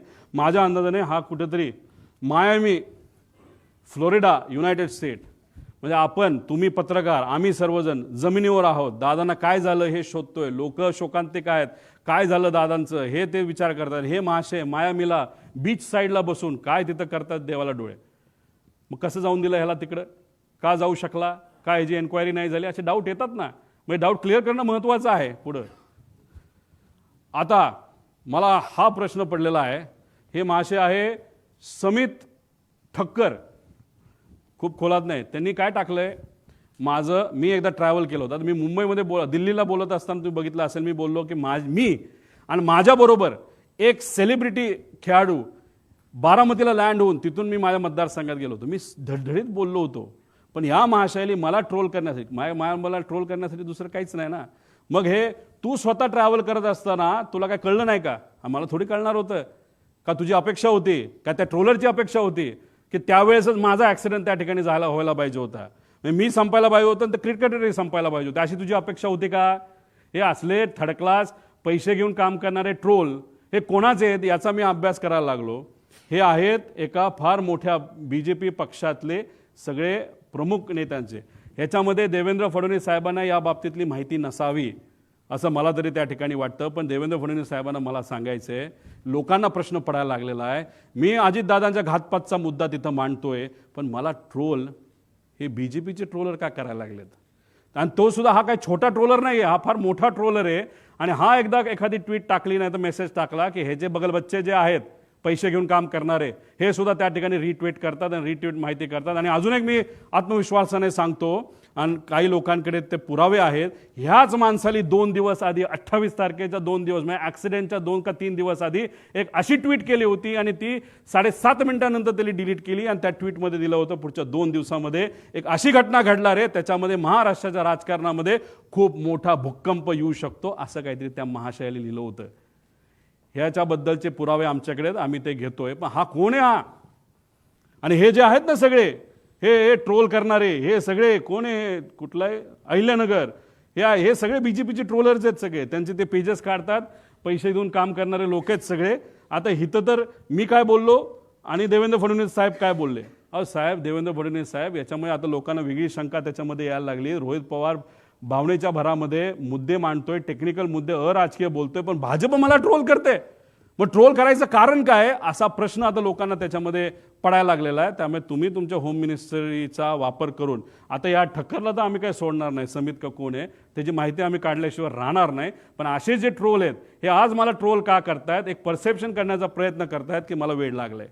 हो, प्रेमापोटी मला वेळ लागले, पण वेळ दोन्ही गोष्टीचं असतं. एक वेळ जे तुला लागले पैसे घेऊन काम करायला, आणि मला माझ्या काकाला काय झालं, माझ्या दादाला काय झालं हे शोधण्याचं वेळ मला लागलंय. आणि हे मला फक्त एकट्याला लागलं नाही, महाराष्ट्रात तमाम जनतेला त्या ठिकाणी लागलंय. त्यामुळे अशा पद्धतीने माझं ट्रोलिंग तिथं केलं जाते. आणि काही महाशय कॅश बॉक्सवाले, त्याचं नाव वेगळं असेल, त्यांनी सुद्धा आता आम्हाला ट्रोल करायला सुरुवात केली. काय हरकत नाही, तुला किती पैसा वापरायचा वापर, कारण तुमच्याकडे पैसेवाले लोक आहेत, आमच्याकडे स्वाभिमानी मराठी माणसं आहेत. आणि त्या लोकांना आम्हाला सांगायचं आहे की ठीक आहे, तुम्ही मला पाण्यात बघता का काय, पण एक समजून घ्या, माझे आजोबा फार मोठे आहेत, माझे काका मोठे होते, आणि मी रोहित पवार आहे, आणि मी या महाराष्ट्राचा स्वाभिमानी नागरिक आहे. आणि माझ्याबरोबर दादांची एन्क्वायरी करण्यासाठी मागणी करणारे महाराष्ट्राचे तमाम स्वाभिमानी नागरिक आहेत. हे असे चिरकुट पैसे घेऊन काम करणारे ट्रोल या ठक्कर का कोण आहे त्यासारखे नाहीत. त्यामुळे हे लोक मला ट्रोल करतात, याच्यावरून लोकांना आता वेगळ्या शंका यायला लागलेल्या आहेत. पुढं बाळ झालं ना, काय राहिलं का? हां, या पुढं. अरे पुढं घे ना, काय राहिलं काय? हो, आधार कार्डची माहिती. म्हणजे आता बघा, मी इथं मरमरून मीडियाचा चांगल्या पत्रकारांचा उपयोग करतोय, काय अधिकारी काय माझी आहे, आणि माझा वेगळा सोर्स आहे, अमेरिकेत इकडं तिकडं सगळी माहिती आम्ही काढतोय. मला माहिती मिळायला केवढी अडचण आहे बघा. पण आता मी ज्या विमानाने ट्रॅव्हल केलं, ज्या सेलिब्रिटी बरोबर मी ट्रॅव्हल केलं, त्या विमानात ट्रॅव्हल करताना जी इन्फॉर्मेशन, जे आमचे डॉक्युमेंटेशन प्रूफ हे एअरपोर्ट अथॉरिटीला आम्ही देत असतो विश्वासाने, की हा आमचे प्रूफ आहे, हो आम्हीच ते आहोत, हे आम्ही विश्वासाने तिथं देत असतो. ती सगळी माहिती या ट्रोलरला दिली जाते. एअरपोर्ट अथॉरिटीचं असं कोण आहे का एअरपोर्ट अथॉरिटीचे लोक ट्रोलरला माझ्याबद्दलची माहिती देण्यासाठी तिथं करतात, सगळी माहिती, फक्त माझी नाही, त्या सेलिब्रिटी क्रिकेटरची सुद्धा माहिती दिली. अरे लाजबीज वाटते का नाही? मग आम्ही कष्ट करून माहिती काढतो आणि या ट्रोलरला फुकटात माहिती तिथं जर मिळत असेल तर याच्या मागे वेगळी अजून शक्ती आहे का, असा सुद्धा प्रश्न इथं निर्माण झाल्याशिवाय राहत नाही. आणि मग हे एअरपोर्ट अथॉरिटी असू शकतं, VSR असू शकतं, काय म्हणजे आम्ही इथं वेगळी इन्फॉर्मेशन मागतोय आणि आमच्या ट्रोलरला कुणीतरी ऑथेंटिक आणि सिक्रेट इन्फॉर्मेशन हे ट्रोलरला, ते सुद्धा भाजपच्या ट्रोलरला दिली जाते. याच्यावरनं शंका 100% आता आमच्या मनामध्ये त्या ठिकाणी निर्माण व्हायला लागली. पुढे आता हु इज श्वेता सिंग याचा थोडासा अभ्यास करावा. थोडक्यात तुम्हाला सांगतो, या आपल्या महाराष्ट्राच्या सुनबाई होत्या, आता नाही आहेत, त्या DGCA मध्ये काम करतात. फार मोठ्या फॅमिलीमध्ये त्यांचं लग्न झालं होतं आणि आज जो सत्तेत पक्ष आहे मोठा, त्याच्या निगडीत असणारी हे कुटुंब होतं. त्या कुटुंबामध्ये फार भावनिक गोष्ट झाली, ती कधीच आपण विचार करू शकत नाही, याचा अंदाज तुम्हाला आहे. आणि ह्या आज त्या DGCA मध्ये बसून त्यांच्या कॉन्टॅक्टचा वापर करून हे फार मोठ्या प्रमाणात तिथे एक रॅकेट चालवतात.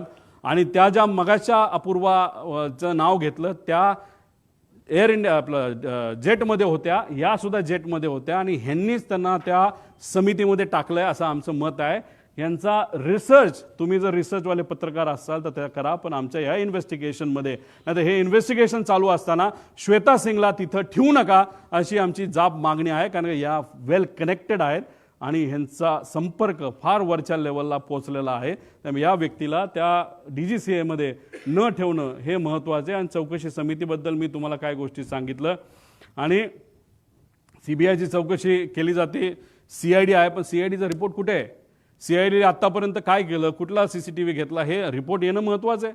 सांगा ना तुम्ही लोकांना, पब्लिकला येऊन आतापर्यंत आम्ही हे केलं ते केलं, आणि त्या पद्धतीने माहिती लोकांपर्यंत यायला काय हरकत आहे? CBIची मागणी करत असतील तर त्याचा अर्थ दिल्लीकडे त्यांनी त्या ठिकाणी बघितलं असावं. दिल्ली आता CBI आणि बाकी एजन्सीला घेतलं तर हे होऊ शकतं. आता ह्याच्यामध्ये बाकी आहेत. आता भारताकडे सरकारी विमान आहे 2004चं, हे 10चं होतं पडलेलं, 4चं सायटेशन XLS. आता हे विमान असून बंद पडले, वापरत नाहीत. आणि याचे 2 जे पायलट आहेत ते नुसते निवांत बसून असतात. आणि अजितदादांच्या बुकिंगमध्ये जो ग्रुप मी तुम्हाला सांगितलं ॲरोचा, त्याच्यामध्ये सुद्धा हे पायलट आहेत, सरकारी पायलट आहेत पगारावर, हे सुद्धा त्या ग्रुपवर आहेत. पूर्वी एक पायलट होते, ते रिटायर झालेत, त्यांचं नाव मला आठवत नाही, काय रे नाव काय असेल, ते स्वतः कर्वे म्हणून होते, स्वतः तिथं जायचे. समजा CM चाललेत, DCM चाललेत, मंत्री चाललेत, कर्वे साहेब स्वतः जायचे, सगळं चेक तिथं करायचे. पण हे महाशय नुसते ग्रुपमध्ये दोघं पदं घेतलीत, मोठा पगार त्यांना चालू आहे, पण एकदा सुद्धा ते साईटवर त्या ठिकाणी जात नाही चेक करायला की विमान नीट आहे का नाही. तर हे कोण अधिकारी 2, ते शर्मा आणि अजून कोणतरी जे महाराष्ट्र सरकारमध्ये काम करतात, त्यांची माहिती काढणं त्या ठिकाणी महत्त्वाचं आहे असं आमचं मत आहे. आणि ॲरो नावाची कंपनी ज्याली त्या पवार जो होता त्याला जे सांगितलं होतं वेदर इज ऑल ओके, त्याचं तुम्ही केलं काय? ॲरो कंपनीचा धंदा चालू आहे, विमानाचा धंदा चालू आहे, VSRचा धंदा चालू आहे. मग दादांच्या बाबतीत जे काय सांत्वन, जे काय दुःख आहे, हे फक्त राजकीय भूमिका आहे का? आम्ही इथं हळहळ करतोय पण बाकी सगळ्या गोष्टी चालू आहेत. मग जे चाललंय ते सुपरफिशियल आहे का, दाखवण्यासाठी आहे का, त्यात राजकारण आहे का, असा प्रश्न आता आम्हाला निर्माण व्हायला लागला आहे. आणि आम्ही जर हे मुद्दे घेतले नसते तर इन्व्हेस्टिगेशन कुठल्या दिशेला गेलं असतं? मीडियाने हे मुद्दे घेतले नसते तर इन्व्हेस्टिगेशन भरकटलं असतं. आणि लोकांच्या मनामध्ये एक तीव्र इच्छा आहे की काय झालं हे कळलं पाहिजे. म्हणूनच तुमच्या मदतीने, मीडियाच्या मदतीने आज जे काय चाललंय ते राईट डिरेक्शनला चाललंय. आणि जे चुकतायत त्यांना कुठेतरी कान तुम्ही सर्वजण, आपण सर्वजण धरतोय असं आपल्याला म्हणावं लागेल. हां, आणि हे जे मी बोललो लग्न हे ते जे काय आहे, तर ते जे केंद्रीय मंत्री आहेत जे एव्हिएशनचे, आत्तापर्यंत तुमच्याकडनं प्रायमरी रिपोर्ट तिथं आला नाही. आणि रोहित सिंगच्या लग्नामध्ये तुमचेच जर प्रमुख नेते रोहित सिंग जो VSRचा मालक आहे त्याच्या लग्नाला 1.5-2 वर्षापूर्वी जात असतील तर मग आम्ही कशी अपेक्षा करू की तुम्ही ट्रान्सपरंटली ह्याच्यामध्ये इन्व्हेस्टिगेशन कराल. आणि असं जर तुम्ही सरळ सरळ स्टेटमेंट देत असाल की VSR कंपनीची काय चूक नाही, तर मग आमची पहिली मागणी असेल की हे इन्व्हेस्टिगेशन होऊस तर हे जे मंत्री आहेत TDPचे त्यांना वेगळी जबाबदारी द्यावी. पण या जबाबदारीवरनं म्हणजे या पदावरनं त्यांना त्या ठिकाणी लगेचच्या लगेच काढण्यात यावं अशी आमची त्याच्यामध्ये मागणी आहे. कारण का ह्याच्यामध्ये बरेच काही गोष्टी लिंकिंग त्यांचा असल्यामुळे इन्व्हेस्टिगेशन हे नीट होऊ शकत नाही अशी आमची भूमिका आहे. या मंत्र्यांची ह्याच्यामध्ये चूक आहे, नाही तर कुठे इन्व्हॉल्ड असेल असं आम्ही म्हणत नाही या घातपातात, पण VSRला तुम्ही वाचवत आहात असं कुठंतरी एक चित्र आता या ठिकाणी निर्माण झालेलं आहे. पुढे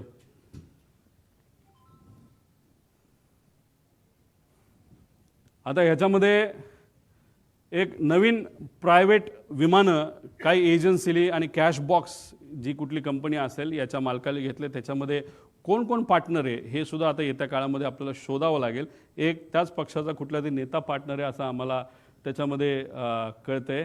आता हा घातपाताचं जे काही दृष्टिकोन आहे एक तुम्ही समजून घ्या, म्हणजे लोकांना प्रश्न पडलेला आहे ह्याच्यात खरंच राजकारण असेल तर जे काही विलिनीकरणाची चर्चा ही सुरू होती त्याच्यामध्ये दादांमध्ये आमच्यामध्ये काय चर्चा झाली हे आम्हालाच माहिती आहे.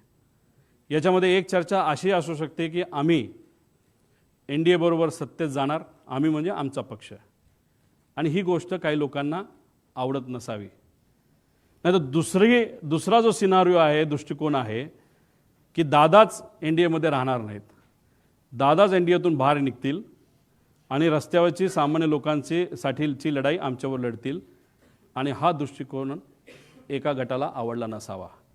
त्यामुळे ह्याच्यामध्ये जर राजकारण असेल आणि ह्याला जर घातपात असं आपल्याला म्हणावं लागेल आणि राजकारण आणायचं असेल तर या दोन दृष्टिकोनापैकी एक दृष्टिकोन कुठला तरी असावा, आणि त्या दृष्टिकोनाला पाठिंबा देणारा एक जो गट आहे तो याच्या मागे असू शकतो असंही आपल्याला त्या ठिकाणी म्हणता येईल.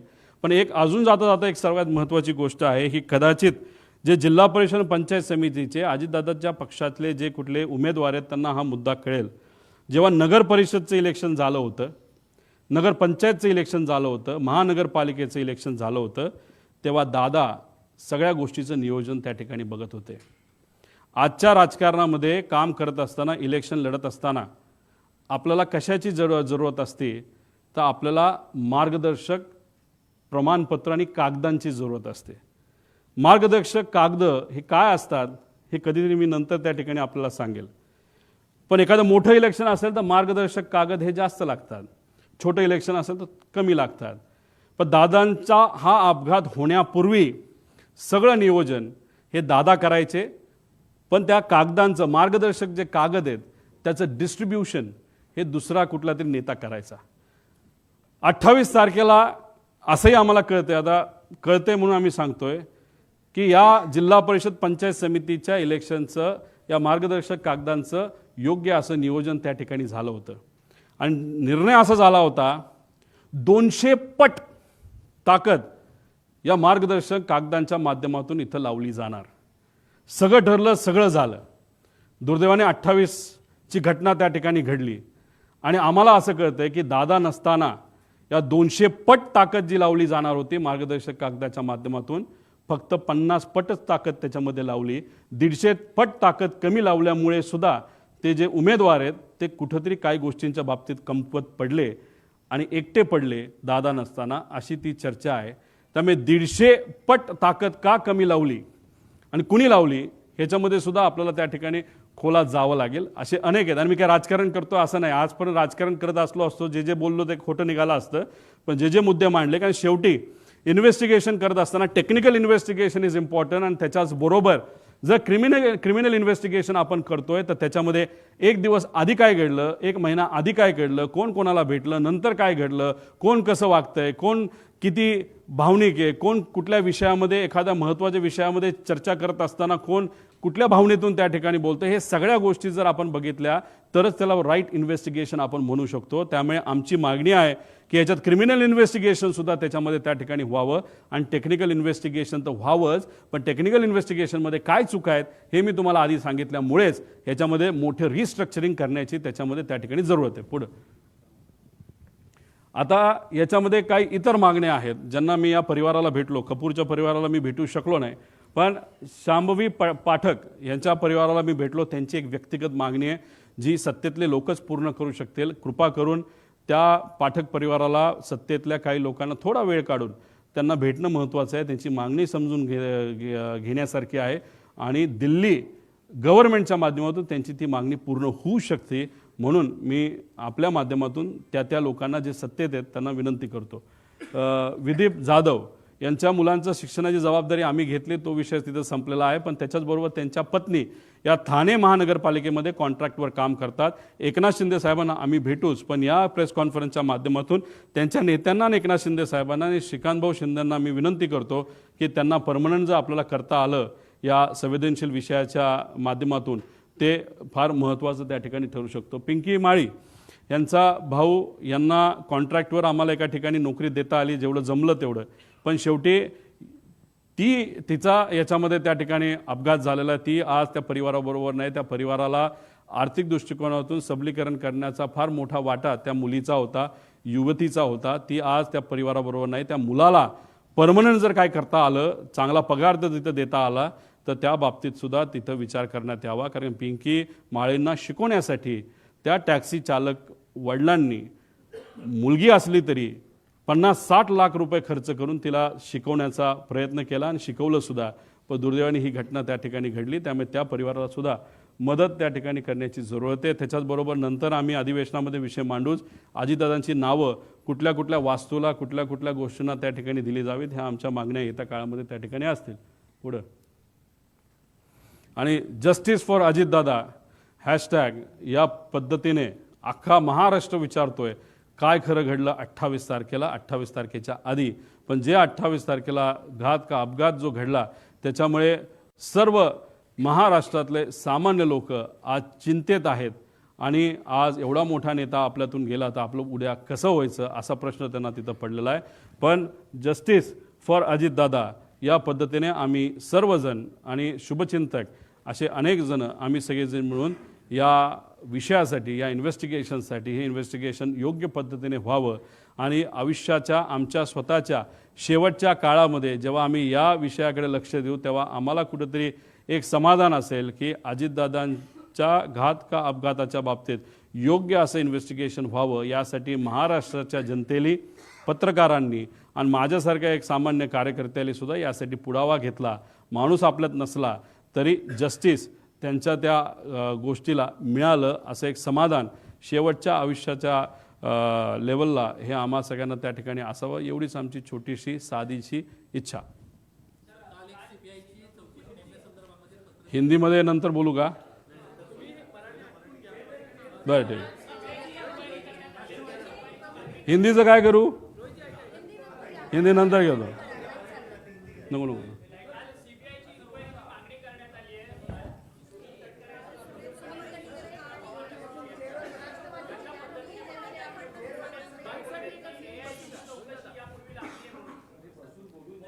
हे बघा,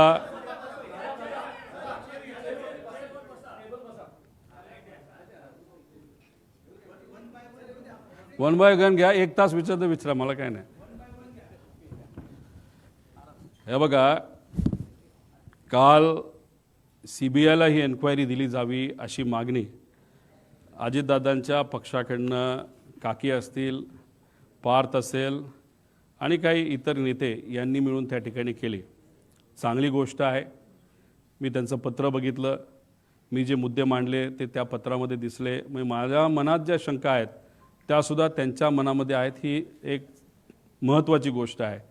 फक्त विषय एवढाच आहे, 20 दिवसानंतर हे पत्र जर त्या ठिकाणी दिलं जात असेल तर थोडा उशीर झाला, काय हरकत नाही. आणि दुःखात पक्ष असेल, आमदारांशी बोलायचं असेल, पदाधिकाऱ्यांशी बोलायचं असेल, सगळ्यांशी बोलून त्यांनी त्या ठिकाणी तो निर्णय घेतला. पण या 20 दिवसामध्ये इन्व्हेस्टिगेशन ज्या पद्धतीने व्हायला पाहिजे ते दुर्दैवाने त्या ठिकाणी न झाल्यामुळे कागदांमध्ये हेराफेरी झाली असावी असं माझं मत आहे. ठीक आहे, आम्ही सत्तेत नसताना एवढं लढतोय. त्यांनी काल पत्र दिलं असेल, त्याचा फायदा नक्कीच त्या ठिकाणी होईल. देवेंद्र फडणवीस साहेबसुद्धा लगेचच्या लगेच CBIला परवानगी देतील. CID पण इन्व्हेस्टिगेशन करेल, CBI सुद्धा इन्व्हेस्टिगेशन करेल, DGCA पण इन्व्हेस्टिगेशन करेल. आणि बाहेरून एखादी एजन्सी ही घ्यावीच लागेल, एखादी नाही 2 एजन्स्या, आणि त्याला कंट्रोलिंग एक प्रमुख बॉडी असावी असं आमचं मत आहे.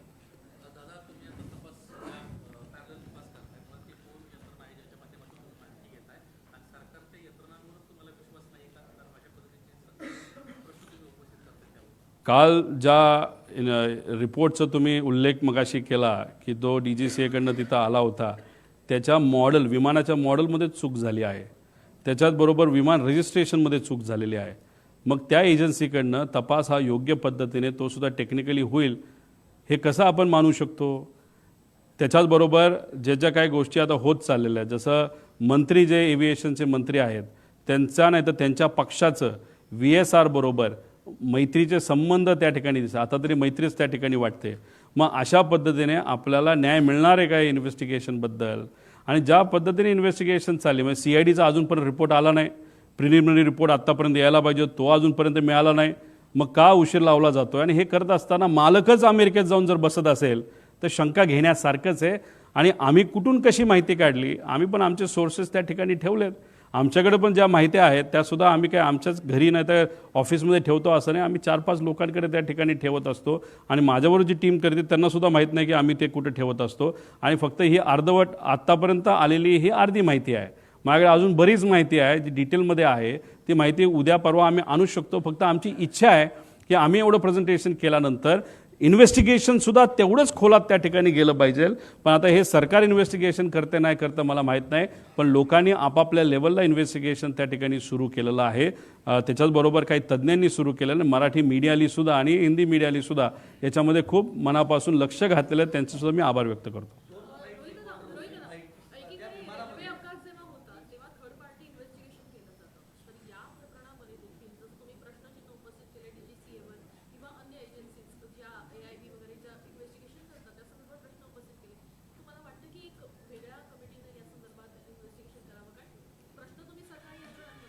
शंभर टक्के CBI घ्यायची असेल तर घ्या. CID घेतलीच आहे, ती ठीक आहे. त्याच्याचबरोबर DGCAची आहे, त्यांची इंटरनल इन्व्हेस्टिगेशन एजन्सी, हरकत नाही. पण भारताच्या बाहेरच्या 2 एजन्स्या तुम्ही घ्याव्यात. आणि ह्या सगळ्या एजन्सीला रिपोर्ट करण्यासाठी नाही तर रिपोर्ट ज्यांना केलं पाहिजे त्याला एक कमिटी फॉर्म करा. त्या कमिटीमध्ये मी जसं सांगितलं, महाराष्ट्रात विरोधी पक्ष नेता नाही तर त्यांचा घेता आला असता, पण देशाचे विरोधी पक्ष नेता तुम्ही घ्या. त्याच्याचबरोबर काही माजी चांगले अधिकारी तुम्ही घ्या, माजी जजेस तुम्ही घ्या, अजितदादांच्या पक्षातले काही लोकांना तुम्ही घ्या आणि काही चांगले तज्ज्ञ त्याच्यामध्ये तुम्ही घ्या. आणि ह्या कमिटीला हा रिपोर्ट सादर केला पाहिजे. कमिटीच्या मनामध्ये जे प्रश्न आहेत ते त्या एजन्सीला पण विचारण्याची संधी त्या ठिकाणी दिली गेली पाहिजे. त्यामुळे अशा पद्धतीने पारदर्शक हा तपास व्हावा अशी आमची त्याच्यामध्ये मागणी. पण आज ते होताना दुर्दैवाने त्या ठिकाणी दिसत नाही. VSRला पाठबळ दिलं जातं. जर खरंच तुमच्याकडे सत्ता आहे ना, त्या सत्तेचा वापर करून VSRला आत्ताच्या आत्ता कुलूप लावण्याची धमक अजितदादा आज असते आणि त्यांच्या परिवारामध्ये नाही तर त्यांच्या कुटुंब त्यांच्या राष्ट्रवादी परिवारामध्ये जर एखादी अशी घटना घडली असते, दादा जर आज असले असते, दादा म्हणले असते राजकारण बाजूला, आत्ताच्या आत्ता ही VSR बंद करा, ही दादाची धमक होती. ती धमक मात्र आज सत्तेत असणाऱ्या लोकांकडनं दिसावी अशी लोकांची आणि आमची अपेक्षा आहे.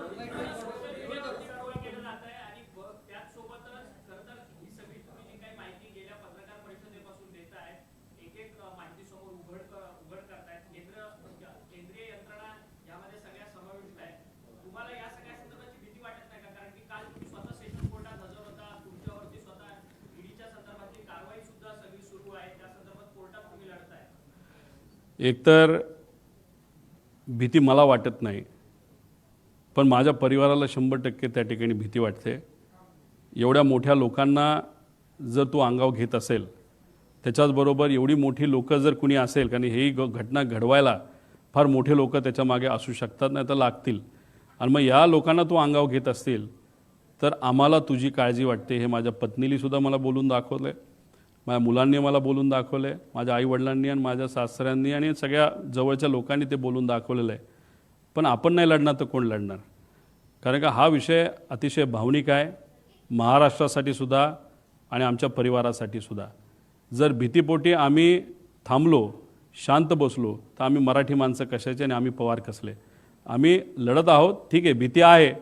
उद्या जाऊन या बाबतीत काय गोष्टीची दक्षता आम्ही घेतली आहे आणि बघू आमचे कार्यकर्तेसुद्धा त्या बाबतीत काय भूमिका घेत आहेत. उद्या जाऊन आपण बघणार आहोत. काही कार्यकर्त्यांनी इच्छा व्यक्त केलेली आहे की उद्या जाऊन कुठेतरी काही वेगळ्या पद्धतीने आपल्याला काही प्रोटेक्शनच्या बाबतीत करता येईल का, पण तो त्यांचा त्या ठिकाणी विषय आहे.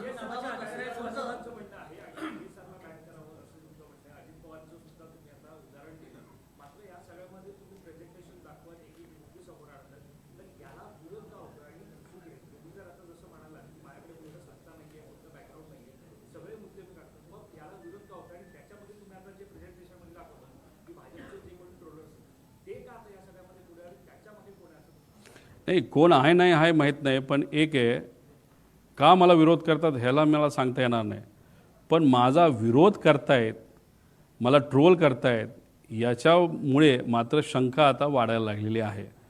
त्यामुळे शंका नक्कीच वाढत चाललेली आहे. त्यामुळे जर मोठ्या नेत्यांना माहीत नसेल त्यांचे ट्रोलर अशा पद्धतीचे पराक्रम करतायत, डोकं न वापरता का आदेशाने मला माहीत नाही, त्यांना जरा खाली आदेश त्या ठिकाणी दिले पाहिजे, कारण ट्रोल करून फालतू काहीतरी करतायत. तू कशाला विमानाला गेला होता, थोडी मला माहीत होतं की ते विमान कसं आहे, आणि ते विमान चालवायला आलं असतं तर मीच उडवत गेलो असतो ना. त्यामुळे असले फालतू काहीतरी विषय, म्हणजे बिना मेंदूचे हे सगळे ट्रोलर आहेत. पण ते आज एका मोठ्या पक्षाचे ट्रोलर आहेत, ऑफिशियल ट्रोलर आहेत. आणि त्याच्याचबरोबर त्या व्यक्तीने 2 दिवसाच्या आधी एक अशी ट्विट केली होती, जे मला कळालं ती 2 जणांकडे आहे, ते मला देत नाहीत पण ते देतील, की त्याच्यामध्ये त्यांनी दिलं की 2 दिवसामध्ये एक फार मोठा भूकंप या महाराष्ट्रामध्ये राजकीय दृष्टिकोनातून होईल, अशी काहीतरी त्या ठक्कर नावाचा का कोण येतो त्याची ती ट्विट होती. खरंच मग काय ना काहीतरी शंका मनामध्ये आल्याशिवाय राहत नाहीत.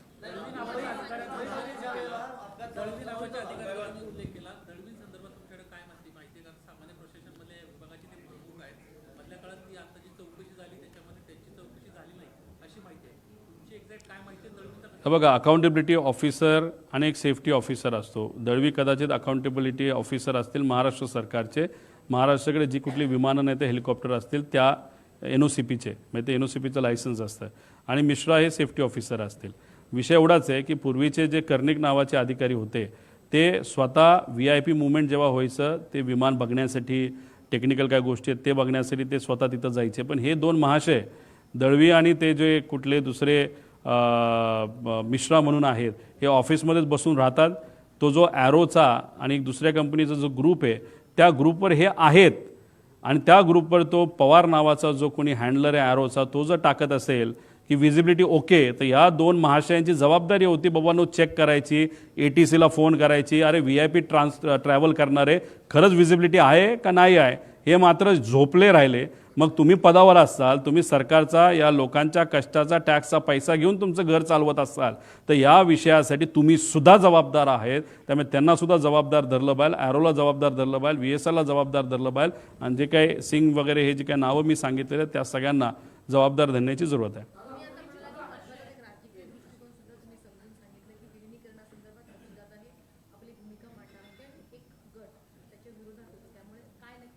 नाही, मला एवढंच सांगायचं होतं की याच्यामध्ये राजकारण आहे का नाही आहे हे मला माहीत नाही.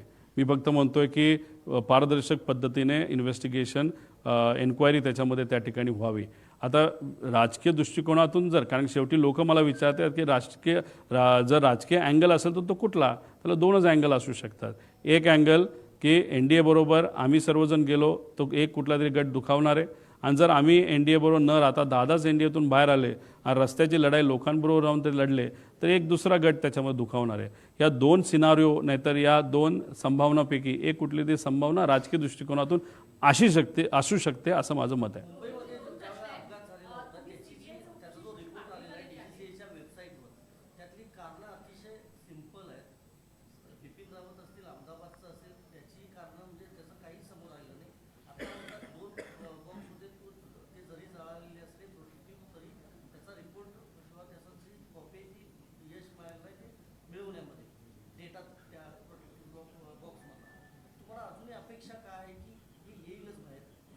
नाही आलं तर आम्ही काय सोडणार आहे का? आम्ही कुठून ना कुठेतरी माहिती त्या ठिकाणी काढू ना. आणि शेवटी काय आहे की अधिकारी काय सगळेच खराब असतात नाही ना, असं नाही ना. काही चांगले अधिकारी आहेत, चांगले पत्रकार आहेत, काही माजी अधिकारी त्या कंपनीमध्ये काम केलेले पायलट आहेत ते चांगले आहेत, ते त्या ठिकाणी स्वतः इन्व्हेस्टिगेशनला तिथं लागलेले. त्यामुळे माहिती बाहेर येणार आहे, 100% घेतला पाहिजे. का? कारण विषय एवढाच आहे, त्यांनी ह्याच्यामध्ये काय केलं असं मी म्हणणार नाही, पण VSRला पाठबळ देण्याचं नाही तर VSRला सेफ करण्याचं काम ते करतायत का असा प्रश्न मला पडतोय. कारण रोहित सिंगच्या लग्नामध्ये त्यांच्याच पक्षातला एक प्रमुख नेता हा लग्नाला त्या ठिकाणी गेला होता. आणि मग अशा पद्धतीने तिथं जर VSRचं तुमचं पारंपरिक संबंध असतील का आर्थिक असतील हे मला सांगता येणार नाही. जर तसे संबंध तुमच्या पक्षप्रमुखाचे नाही तर पक्षातल्या एका मोठ्या नेत्याचे असतील तर मग तुम्ही VSRला वाचवणारच ना. तुम्ही VSRला त्या इन्व्हेस्टरच्या अँगलनी वाचवणार, मैत्रीपोटी वाचवणार, कोणाचं अजून काय असेल नाही तर हे अधिकारी जे DGC सगळे अडचणीत येतील. कारण का VK सिंग काय बोलला असेल की तू आम्हाला अडचणीत आण, मी तुझं बघतो. म्हणजे त्याचा अर्थ काय की व्ही के सिंगली ब्लॅकमेल केला असावा अधिकाऱ्यांना की तुमची सगळी मी चुका हे बाहेर काढतो, तुम्ही नोकरी राहणार नाही, माझं जे होईल ते होईल. त्यामुळे ह्याच्यामध्ये सगळेच लोक इन्व्हॉल्ड आहेत आणि हे सगळे इन्व्हॉल्ड असल्यामुळे हे इन्व्हेस्टिगेशन योग्य दिशेने जाऊ शकत नाही. त्यामुळे TDPकडे हे खातं एव्हिएशन आहे आणि त्यांचं कुठं ना कुठंतरी एक रिलेशन या व्ही के सिंग बरोबर आहे. म्हणून असं आम्हाला वाटतं की त्यांनी तिथं राजीनामा नैतिक लेवलला घ्यावा, दुसरं कुठलंही पद घ्यावं, पण या पदावरनं तरी ते निघावेत, या पदावर ते नसावेत आणि TDPचं कुणीच या पदावर नसावं असं आमच्या सगळ्यांची मागणी आहे.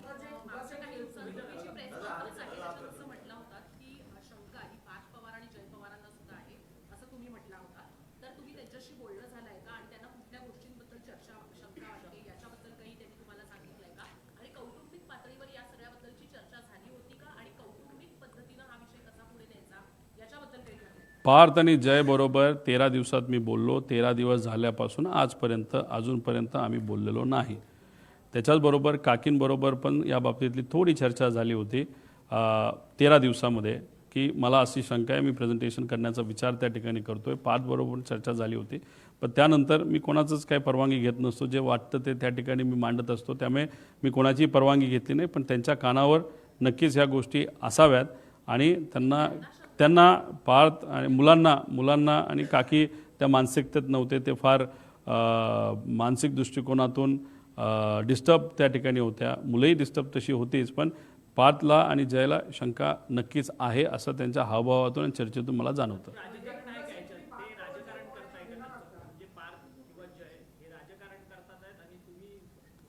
एक तुम्ही समजून घ्या की काकींच्या बाबतीत बोलायचं झालं तर त्या राजकारणी नाही आहेत. आता त्या राजकारणामध्ये ॲक्टिव्ह लेवलला आलेल्या त्या समाजकारणी आहेत. आणि पार्थ आणि जय ठीक आहे, पार्थ एकदा इलेक्शनला उभा राहिला असेल, पण ते झाल्यानंतर तो तसा ॲक्टिव्ह राजकारणामध्ये नाही आहे.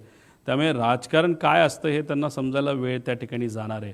त्यामुळे मग जेव्हा अशी परिस्थिती असते तेव्हा आपण साहजिकच आहेत आपल्या पक्षामध्ये जे अनुभवी नेते आहेत, ज्यांनी दादांबरोबर त्या ठिकाणी काम केलं आहे राजकीय निर्णयासाठी, जसं शपथविधी घेण्यासाठी, मग अजून काय करायचं ह्याच्यासाठी आपण त्या पक्षातले राजकीय नेत्यांवर अवलंबून असतो. त्यामुळे हे तिघं आज राजकीय त्यांच्या पक्षातले जे प्रमुख मोठे नेते आहेत त्यांच्यावर राजकीय भूमिकेसाठी अवलंबून आहेत. त्यामुळे ते परिवार म्हणून राजकारण करतात असं मला वाटत नाही. पण ज्या काही घटना घडल्यात त्यांचे जे मार्गदर्शक आहेत त्यांना थोडंसं राजकारणाचं जरा जास्त पडलं का काय अशी शंका लोकांना नक्कीच निर्माण त्या ठिकाणी होते.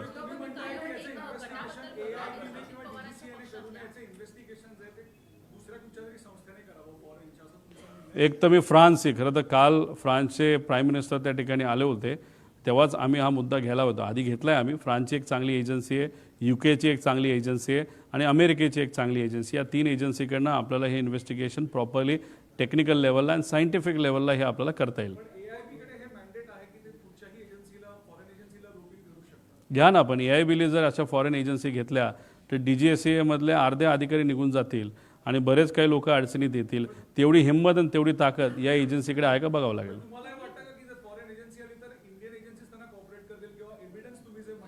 नाही, कॉपरेट नाही केलं तर त्या एजन्सी हे तरी सांगतील हे कॉपरेट करत नाहीत, बस तेवढं काफी आहे.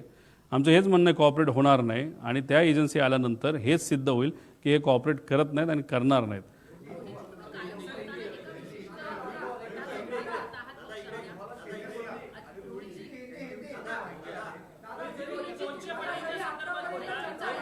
अहो मी सगळे प्रश्न घेऊ, फक्त एक एक घ्या ना. काय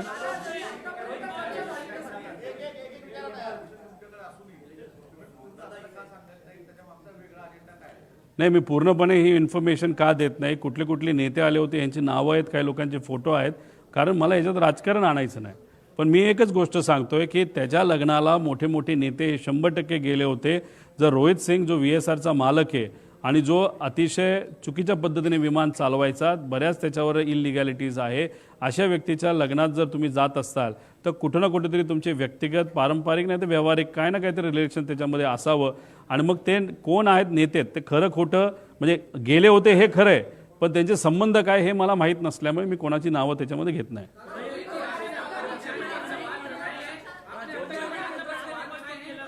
मराठी करतो ना, 5 प्रश्न मराठीत.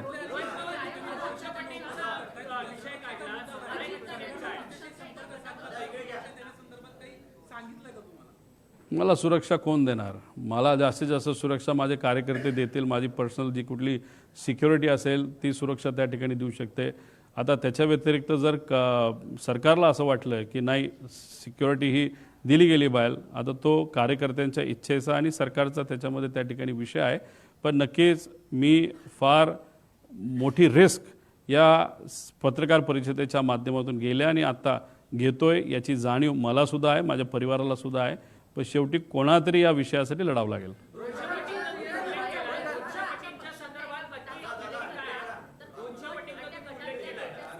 200 पटीबद्दल आणि 50 पटीबद्दल, दादा असताना आणि दादा नसताना, दादा असताना नगर परिषद, नगरपंचायत आणि महानगरपालिकेचे इलेक्शन झाले.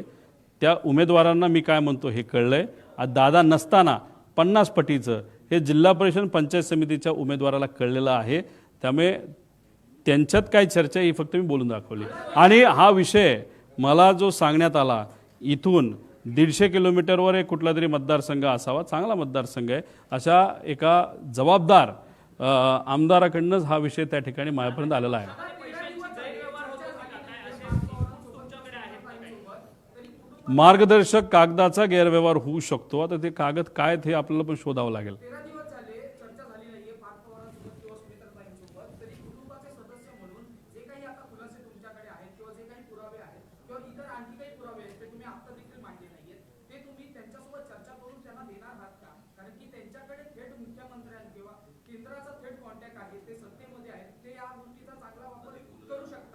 मीडिया म्हणून तुम्ही इच्छा व्यक्त करत आहात, पब्लिक म्हणून महाराष्ट्राचे नागरिक इच्छा व्यक्त करतायत, म्हणून ही प्रेस कॉन्फरन्स मी घेतो आणि हे पुरावे त्यांना देतोय. जर त्यांच्या गटाकडनं त्यांच्या पक्षाकडनं तशी इच्छा जर व्यक्त केली गेली तर मी त्यांना सुद्धा माहिती त्या ठिकाणी देईल. पण इच्छा व्यक्त झाल्यानंतर ती माहिती देऊ शकतो. इच्छा व्यक्त झाली नसेल तर मी माहिती कशी देणार?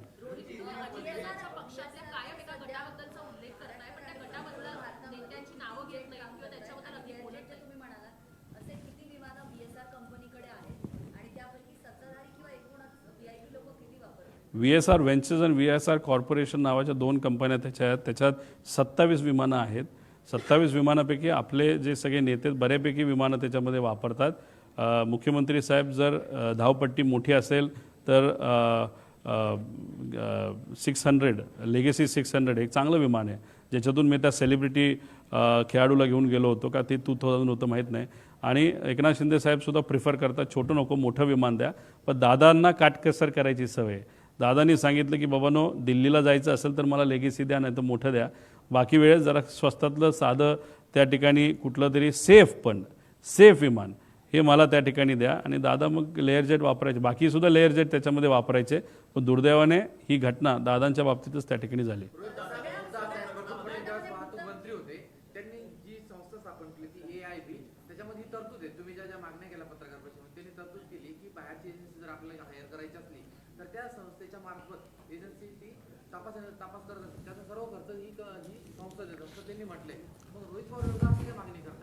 मग CBIला काल जे काय पत्र त्या ठिकाणी CBIचं तपास यंत्रणा CBIला घेण्यात यावं हे जे पत्र त्याच्यामध्ये दिलं, तर तुम्हाला एवढ्या सगळ्या गोष्टींची माहिती असेल तर त्या पत्रामध्ये हे कदाचित त्यांनी ते लिहिलं असेल. आणि लिहिलं नसेल तर का नाही लिहिलं असा प्रश्न त्यांना आपल्याला करता येईल.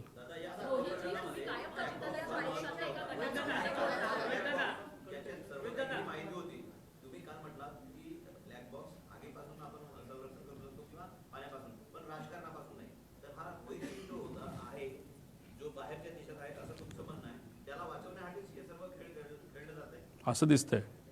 रोहित सिंग, VK सिंग, VSR ही कंपनी आणि VSR या कंपनीमध्ये 250 कोटीची इन्व्हेस्टमेंट ज्या लोकांनी केली त्या सगळ्या लोकांना वाचवण्याचा प्रयत्न सरकारकडे केला जातोय. म्हणून हे इन्व्हेस्टिगेशन हे योग्य डिरेक्शनली चाललेलं नाही, योग्य दिशेने चाललेलं नाही. याच्यामध्ये बऱ्यापैकी कागदाचा मॅन्युप्युलेशन, नाहीतर कागद हे बदलले जातील, आता डॉक्युमेंटेशन बदललं जाईल असं आम्हाला भीती वाटते.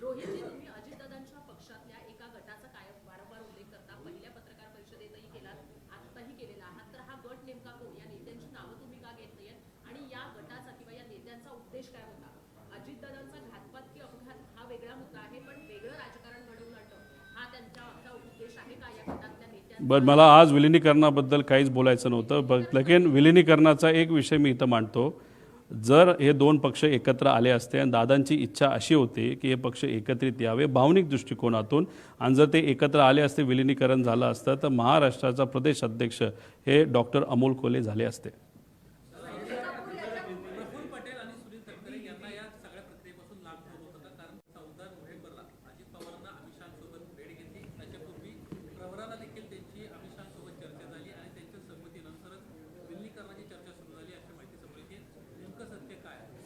नाही, खूप काय आता विलिनीकरणावर या ठिकाणी मी बोलणार नाही, कारण काय होतं की विलिनीकरण हा मुद्दा घेतला तर चर्चा दुसरीकडे त्या ठिकाणी जाते. दुसऱ्या पक्षातल्या काही गटाला विलिनीकरणावर चर्चा करायला लय भारी वाटतं. बरेच प्रेस कॉन्फरन्स बघितले तर त्यात फक्त विलिनीकरण ते त्या ठिकाणी बोलत आहेत. आम्हीच आहोत जे अजितदादांचा घात का अपघात या विषयावर त्या ठिकाणी बोलतोय. त्यामुळे त्यांना ज्या विषयावर बोलायचं आहे त्या विषयावर मी बोललंच पाहिजे असं नाही. त्यामुळे आज नाही, आमच्याकडे माहिती खूप आहे. डॉक्टर अमोल कोल्हेंनी सुद्धा याबाबतीत काही स्पष्टीकरण दिलं आहे, कारण डॉक्टर अमोल कोल्हेच या संयुक्तित राष्ट्रवादीचे प्रदेशाध्यक्ष या महाराष्ट्राचे झाले असते. दादांची इच्छा होती आणि मग ते फार प्रामुख्याने पुढाकार त्या ठिकाणी घेत होते दादांच्या इच्छेप्रमाणे, आणि दादा त्यांच्यावर लक्ष ठेवून होते आणि त्यांना पार्टी ही वाढवायची होती. त्यामुळे अमोल कोल्हेंनी सुद्धा याबाबतीत स्पष्टीकरण दिलं आहे, ताईंनी दिलं आहे, शशिकांत शिंदे साहेबांनी दिलं आहे. ज्यांच्या घरी या बैठका व्हायच्या 13 बैठका झालेल्या आहेत.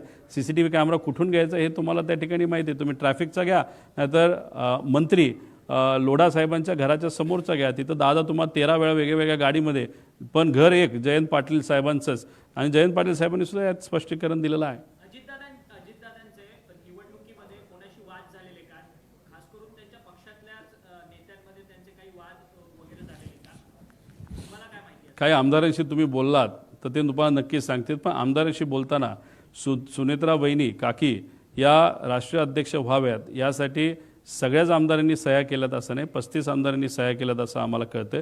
ते 35 आमदार कोण, त्यांच्यातले एखाद्याला तरी विचारलं तर ते स्पष्टपणे तुम्हाला काय गोष्टी सांगतील. आणि सर्वच पदाधिकाऱ्यांनी सह्या केल्यात असं नाही, ठराविक मेजॉरिटी पदाधिकाऱ्यांनी सुनेत्रा काकींसाठी सह्या केल्यात. ज्यांनी सह्या केल्यात त्यांना तुम्ही विचारा, ज्यांनी सह्या केल्याच नाहीत त्या का नाही केल्या, कोणते आमदार आणि कोणते पदाधिकारी, हे खरंच संशोधनाचा विषय आहे. नाही, तो पक्ष वेगळा आहे, त्या पक्षाबद्दल जास्त बोललं नाही पाहिजे असं मला वाटतं.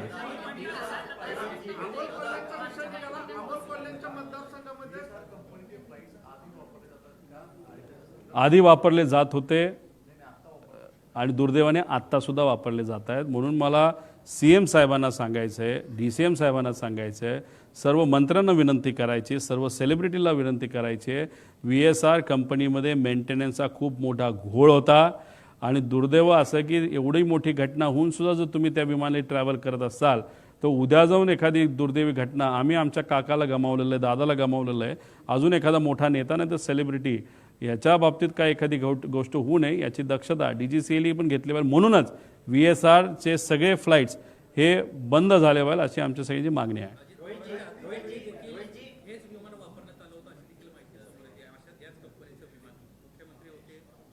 म्हणून बघा, आम्हाला राजकारण करायचं झालं असतं तर आम्ही विषयावर बोललो नसतो, पण आमचं मत आहे की सर्वच नेते, विरोधातले सुद्धा आणि सत्तेतले नाही तर विरोधातले, या सगळ्यांनी एक लक्षात घेतलं पाहिजे की VSR या कंपनीचे विमानं अतिशय फालतू आहेत, खराब पद्धतीने मेंटेन केलेले आहेत. फक्त त्यात काय असतं की VSR स्वतःचेच सगळे विमान ठेवतो असं नाही. समजा उद्या तुम्ही एखादं विमान घेतलं आणि तुम्हाला तुमच्या NOCPवर घ्यायचं नाही, पण तुम्हाला VSRच्या NOCPवर घ्यायचं आहे, तर तुम्ही स्वतः खर्च करून ते विमान घेऊ शकता आणि ते तुम्ही VSRकडे ठेवू शकता आणि VSRला जेव्हा केव्हा तुम्हाला पाहिजे तेव्हा ते वापरू शकता. अशा प्रकारची पण त्यांची हाय क्वालिटीची विमानं आहेत जी VSRच्या नावाली आहेत. मग ती दुसऱ्याला वापरली जातात का फक्त काही ठराविकच VIP लोक ती वापरतात? जर ठराविकच लोक ठराविक पद्धतीचं विमान जर वापरत असतील तर त्यांच्या जवळच्या लोकांचं ते तरी विमान असेल, स्वतःचं तरी विमान असेल, नाही तर काही वेगळं असू शकतं. जसं हैदराबादचा एक बिझनेसमन आहे जो TDP हा जो पक्ष आहे त्या राज्यामध्ये म्हणजे आंध्रामध्ये सत्तेत आहे, तो तिथला जो व्यावसायिक आहे त्याची 2 विमानं VSRच्या नावावर आहेत आणि ते कदाचित काही प्रमाणात TDPचे काही लोक वापरत असावेत अशी चर्चा आहे. शेवटचे मराठीचे 2 घेऊ, मग हिंदी घेऊ.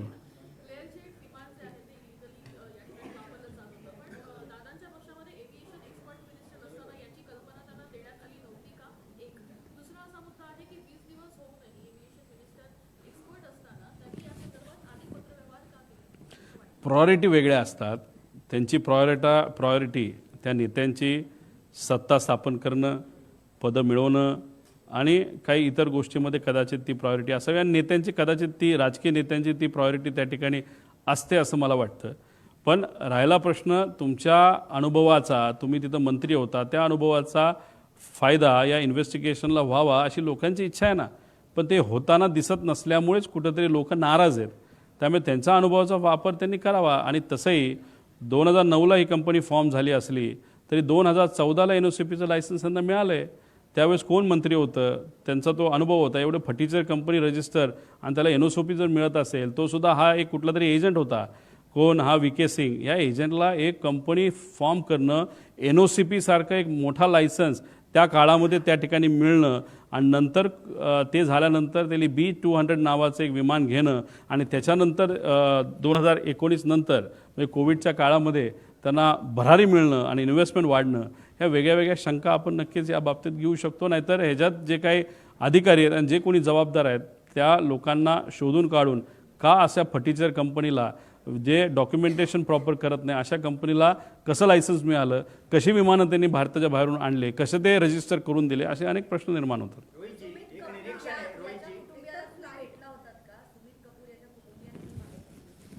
कपूर पायलट या परिवाराला मी भेटलेलो नाही. सुरुवातीपासून त्यांच्यावर थोडीशी शंका होती. एक पुतण्या म्हणून काही प्रमाणात मी नाराज होतोच आणि अशा अनुषंगाने त्या परिवाराला खरं तर भेटायला पाहिजे होतं. सोशल मीडियावर मी त्यांच्या मुलीचं सांत्वन त्या ठिकाणी केलं, पण माझं धाडस नाही झालं त्या अशा ज्याच्यावर मी डाऊट घेतो त्या व्यक्तीला भेटणं. म्हणून त्याला सोडून सगळ्यांना तिथं मी भेटलेलो आहे. महाराष्ट्रातल्या पब्लिक ट्रान्सपोर्टमध्ये फिरताना मुंबईची लोकल असो, ST असो, मेट्रो असो, सगळेजण अजितदादांच्या वरती ज्या बातम्या आहेत ते बघतायत, अजितदादांवरती जे रील आहेत ते बघतायत. धाय मोकलून रडणारे आहेत, मुसमुसून रडणारे प्रश्न काय? खूप डिस्टर्ब आहे. त्या कार्यकर्त्याला पक्षाच्या दोन्हीकडच्या आणि अजितदादा प्रेमींचे ज्या कार्यकर्त्याचे अजून सदम्यातून सावरलेला नाही, त्याला तुम्ही काय सांगा? शेवट सांगतो. तुम्ही काय म्हणता?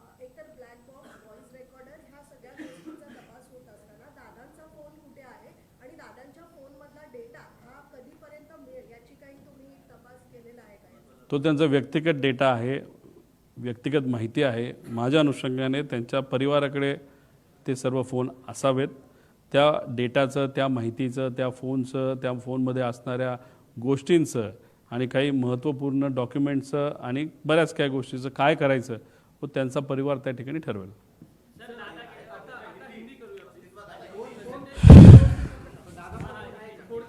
मग माहिती रिकवर होण्याच्या परिस्थितीमध्ये तो फोन आहे. 4 फोन आहेत, ते आहेत असं वाटतं. पूछो.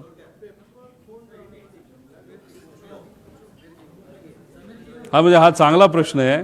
फोन टिकला पण ब्लॅक बॉक्स हा खराब झाला असं जे इन्व्हेस्टिगेशन एजन्सीवाले म्हणतात आणि पेपरसुद्धा बरेच दिसतात त्या ठिकाणी. म्हणजे हे खरं तर कालचं स्टेटमेंट त्या एजन्सीचं थोडं डाऊटफुल आहे आणि हास्यास्पद आहे. हिंदी.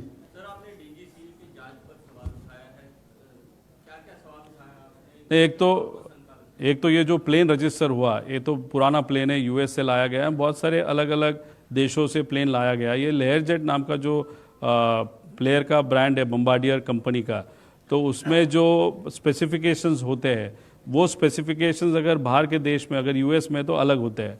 और इंडिया के जो DGCA होता है या जो भी अथॉरिटी है कंट्रोलिंग एजेंसी, उसके जो नॉर्म्स है वो अलग होते हैं.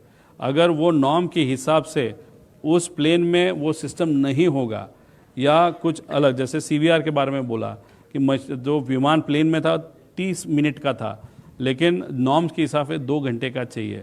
अगर 30 मिनट का होते हुए भी अगर वो प्लेन रजिस्टर होता है तो ये सब जो प्लेन है इलीगली DGCA के अधिकारी को हाथ में लेते हुए ये रजिस्ट्रेशन हुआ है, ऐसे हम सबका कहना है. तो ये DGCA के कुछ अधिकारी इसमें वहाँ पे इन्वॉल्व है. श्वेता सिंह नाम की एक कोई लेडी है, वो पॉलिटिकली बहुत कनेक्टेड है.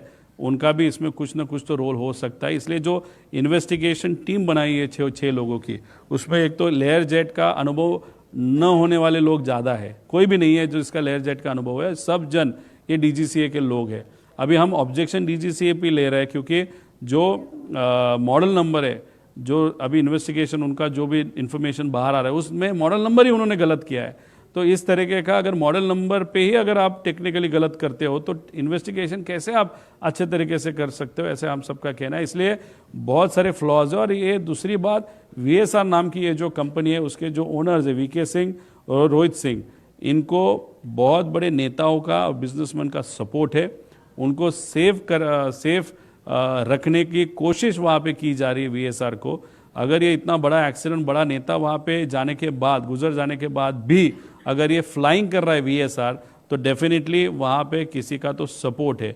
अभी रोहित सिंह की जब शादी हुई थी, जो हमको पता चला है 1.5 साल पहले या 2 साल पहले जयपुर में मैरियट ये जो होटल है उसमें उस वक्त सत्ता में बीजेपी के भी बहुत बड़े नेता वहाँ पे आए थे। कौन है, कैसे, नेताओं को मालूम है, उनके मन में होगा कि हम गए थे। और दूसरी बात, TDP ये जो पक्ष है उनके भी बहुत बड़े नेता वहाँ पे गए थे। अभी आज जो मिनिस्टर है एविएशन वो TDP पक्ष के हैं। तो अभी अगर आपके संबंध थे रोहित सिंह के साथ जो VSR का मालिक है, तो आप इन्वेस्टिगेशन प्रॉपरली कैसे करोगे, ऐसा प्रश्न हम सबको पड़ता है।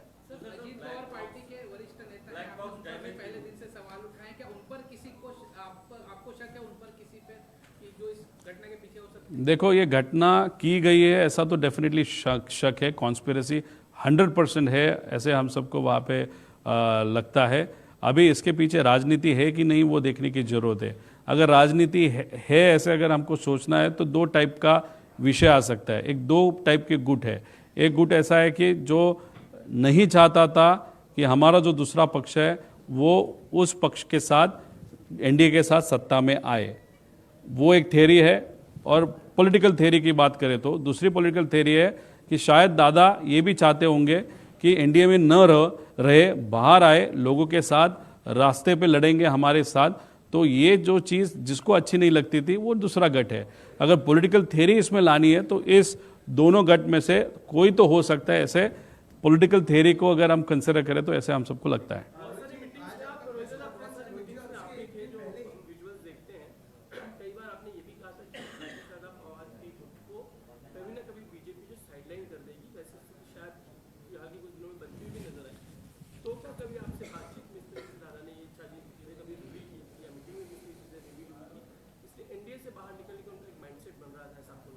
नहीं, मैं NDA के साथ रहना है कि बाहर निकलना है, ये तो दादा में और हमारे में हुई चर्चा है।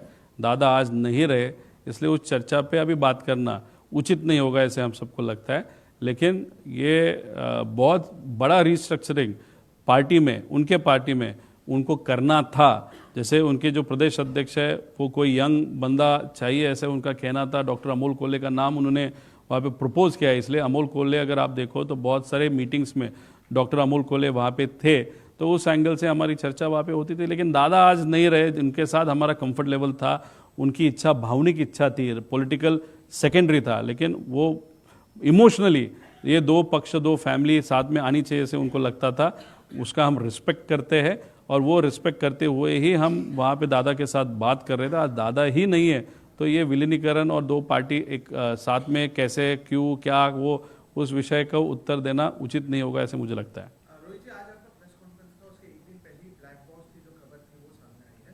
आपने प्रेजेंटेशन में भी बताया कि 1100 डिग्री सेल्सियस या 6000 मीटर वायु थे, लेकिन इसके बावजूद जो ये कहा जा रहा है कि एक तो वो जलने की बात, उस पर आप अगर हिंदी में कह सकें। और दूसरा, आपने ये भी कहा कि क्लेम 35 करोड़ की थी, इंश्योरेंस 55 करोड़ का था, लाइबिलिटी इंश्योरेंस 210 करोड़ का।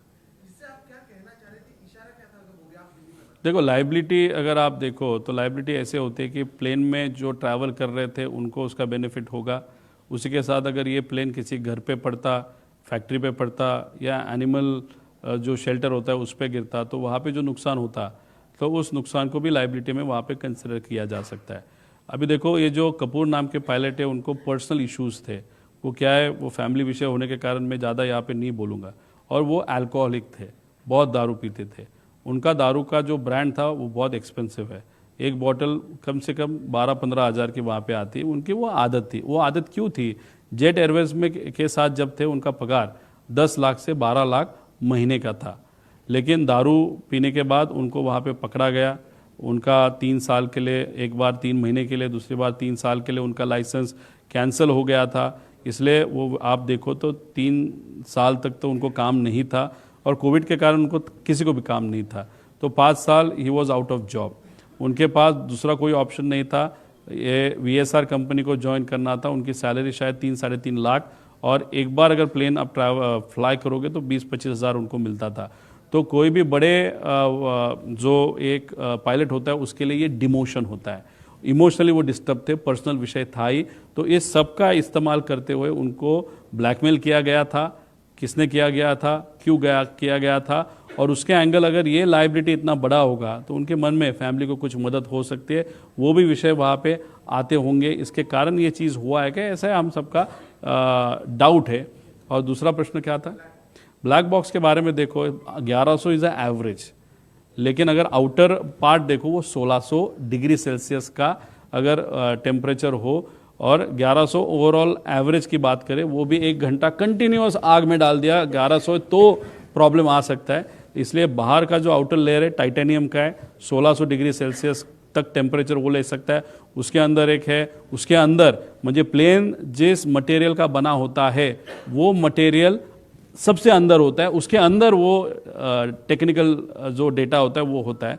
इसके कारण ये जो बता रहे हैं वो बहुत गलत चीज़ है। और आपको मैंने बताई कि जो रजिस्टर किया जाता है प्लेन, जो US से आया था उसमें 30 मिनट का रिकॉर्डिंग वहाँ पे था, और जो DGCA नॉर्म्स है वो 2 घंटा बोलते हैं, तो वहाँ पे भी इनकी गलती है। तो VSR को बचाने के लिए ये सब कुछ किया जा रहा है कि इन्वेस्टिगेशन अलग लेवल तक नहीं जानी चाहिए, एक्चुअल पॉइंट तक नहीं जानी चाहिए। इसलिए कहाँ पे तो डीरेल ये इन्वेस्टिगेशन को करने की कोशिश कर रहे हैं कि ऐसे हमसे, और ये बात हमने बोली थी कि ब्लैक बॉक्स का कारण लाएंगे, और जो हमने बोला उसमें से 6-7 चीज़ें वहाँ पे हुई है, इसलिए डाउट और ज़्यादा बढ़ते जा रहा है। आप 85 घंटे की बात बता रहे हैं, 85 घंटे बचे थे, वो पूरी थियरी क्या है, और कोई VIP जाता है तो कितने घंटे शेष होने चाहिए? देखो, हेलीकॉप्टर जब उड़ाया जाता है तब करीबन 2000 से 2500 आवर्स, डिपेंडिंग एयरबस का है कि बेल का है। अगर आप प्लेन की बात करें तो 5000 आवर्स का इंजन का लाइफ होता है। मतलब वो 5000 तक गया तो इंजन कितना भी अच्छा हो तो निकालना होता है, वो बदलना होता है, दैट इज़ अ नॉर्म। तो ये जो 5000 उसका लाइफ था। दादा का एक्सीडेंट जब हुआ, आज अगर उसका लाइफ देखो तो 4915 है, मतलब 85 आवर्स सिर्फ बाकी है। अगर VIP, अगर हम ट्रैवल करते हम भी देखते हैं 500 घंटा बाकी है क्या, 600 घंटा बाकी, हम देखते हैं। तो यहाँ पे तो VIP ट्रैवल कर रहा है, तो एरो कंपनी ने ये चेक नहीं किया था क्या, VSR ने ये चेक नहीं किया था, जो शर्मा और दूसरा जो दड़वी करके अधिकारी है उसने नहीं किया था, डायरेक्टर जो महाराष्ट्र के एविएशन के उन्होंने वो नहीं चेक किया था, क्योंकि ये सब वहाँ पे चैट पे कोई भी वहाँ पे चेक नहीं किया। और दादा को जो प्लेन दिया पेपर पे वो 85 आवर्स सिर्फ बाकी थे, लेकिन अगर हनीवेल के साथ अगर बात करो और उन्होंने जेन्युइन इन्फॉर्मेशन दिया तो ये प्लेन एक इंजन 8-8 हज़ार घंटे तक वहाँ पे गया था। मतलब उसका लाइफ 5000 है, उसका 5000 लाइफ क्रॉस करके 8000 तक वो गया होगा। मतलब उस इंजन में अभी कुछ भी बाकी नहीं होगा, ऐसी आज की परिस्थिति है। और उसमें VIP, वो भी दादा के लेवल का VIP ट्रैवल करता है, तो ये बहुत डेंजरस चीज़ है। इसीलिए हम बोल रहे हैं कि VSR को बंद किया जाए, सब प्लेन्स नीचे आप उतारो। पायलट जो आज उड़ा रहे उनके सेफ्टी का भी विषय है उस सब एंगल से, और VIP का तो है ही उसके कारण। लेकिन ये सरकार क्यों एक्शन नहीं ले रही, उसका मैंने पार्श्वभूमि बताया था कि VK सिंह और रोहित सिंह बहुत कनेक्टेड लोग हैं, और जो श्वेता सिंह है जो अधिकारी DGCA में, वो भी बहुत कनेक्टेड है। और TDPA के बहुत बड़े नेता रोहित सिंह के शादी के लिए वहाँ पे गए थे, BJP के बहुत सारे नेता वहाँ पे राजस्थान में शादी के लिए गए थे। अगर आपका पर्सनल एंड कमर्शियल रिलेशनशिप अगर VSR के मालिकों के साथ है, और ये उसमें से एक मालिक मायामी में US में अभी जाके वहाँ पे बैठा है, तो ये सब चीज़ देखने के बाद हमको लगता है कि VSR को सपोर्ट किया जा रहा है कमर्शियली। मतलब अभी भी फ्लाइंग चालू है, और इन्वेस्टिगेशन में भी VSR को कोई अड़चन न हो उस तरीके का इन्वेस्टिगेशन हो सकता है, ऐसी डर हम सबको लगता है।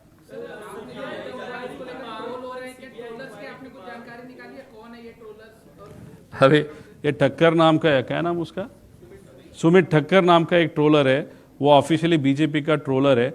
उसके पास अगर आप देखो तो मेरा आधार कार्ड उसने ट्वीट किया है। अभी हम इंफॉर्मेशन किस तरीके से निकाल रहे हैं, उसके लिए क्या कष्ट लेना पड़ता है वो हमको मालूम है। मेरे आधार कार्ड और मेरे साथ जो वीआईपी क्रिकेटर थे उनका भी आधार कार्ड ओपनली पब्लिकली ठक्कर वहाँ पे पब्लिश करता है, तो एयरपोर्ट अथॉरिटी ने उसने वो इन्फॉर्मेशन दी क्या, या सरकार में से किसी ने उसको इन्फॉर्मेशन दी क्या, और वो जानबूझ के कहाँ पे हमने बीजेपी पे बात की है?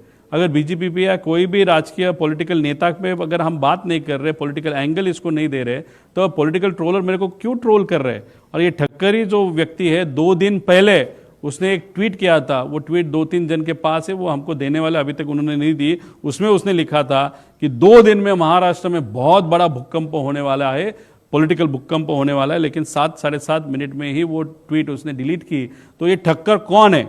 ये बीजेपी का कार्यकर्ता है, तो वो खुद के लेवल पे वो ट्रोल हमको कर रहा है, या उसकी ट्रोल आर्मी जानबूझ के हम जो विषय मान रहे उसके अगेंस्ट वो ट्रोलिंग वहां पे कर रहा है, तो उसको किसी ने बताया है या खुद कर रहा है? ऐसा प्रश्न निर्माण होता है। और बीजेपी और किसी भी नेता के ऊपर न बोलते हुए भी अगर बीजेपी की ट्रोल आर्मी हमको ट्रोल कर रही है, तो फिर हम अभी बीजेपी पे भी शंका ले क्या, ऐसा प्रश्न हमको अभी पड़ रहा है।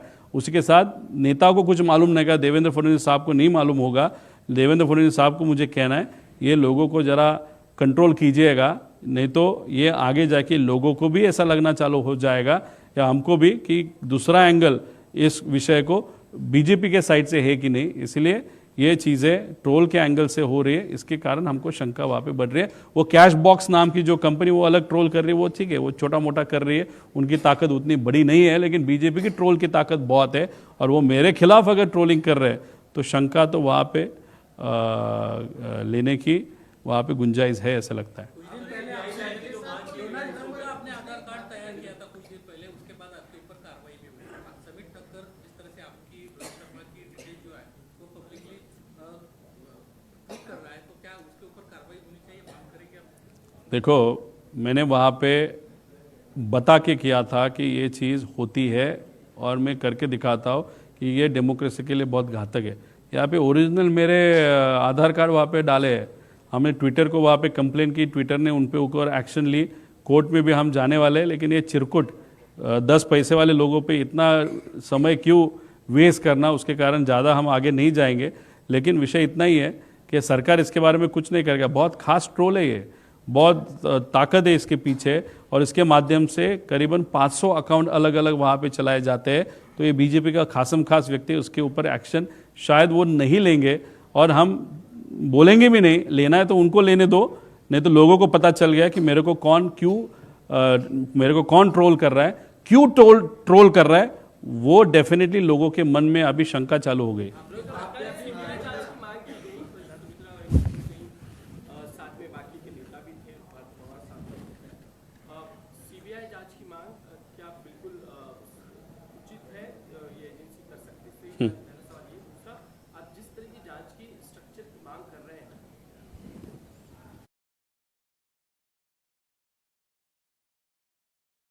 मत देखो, उसने अभी ट्वीट किया है, उसको मुझे बताता हूँ, तू ठक्कर है क्या, कौन है, कहाँ से, वो नहीं मालूम। हम महाराष्ट्र के लोग हैं। क्या कहा है उसने?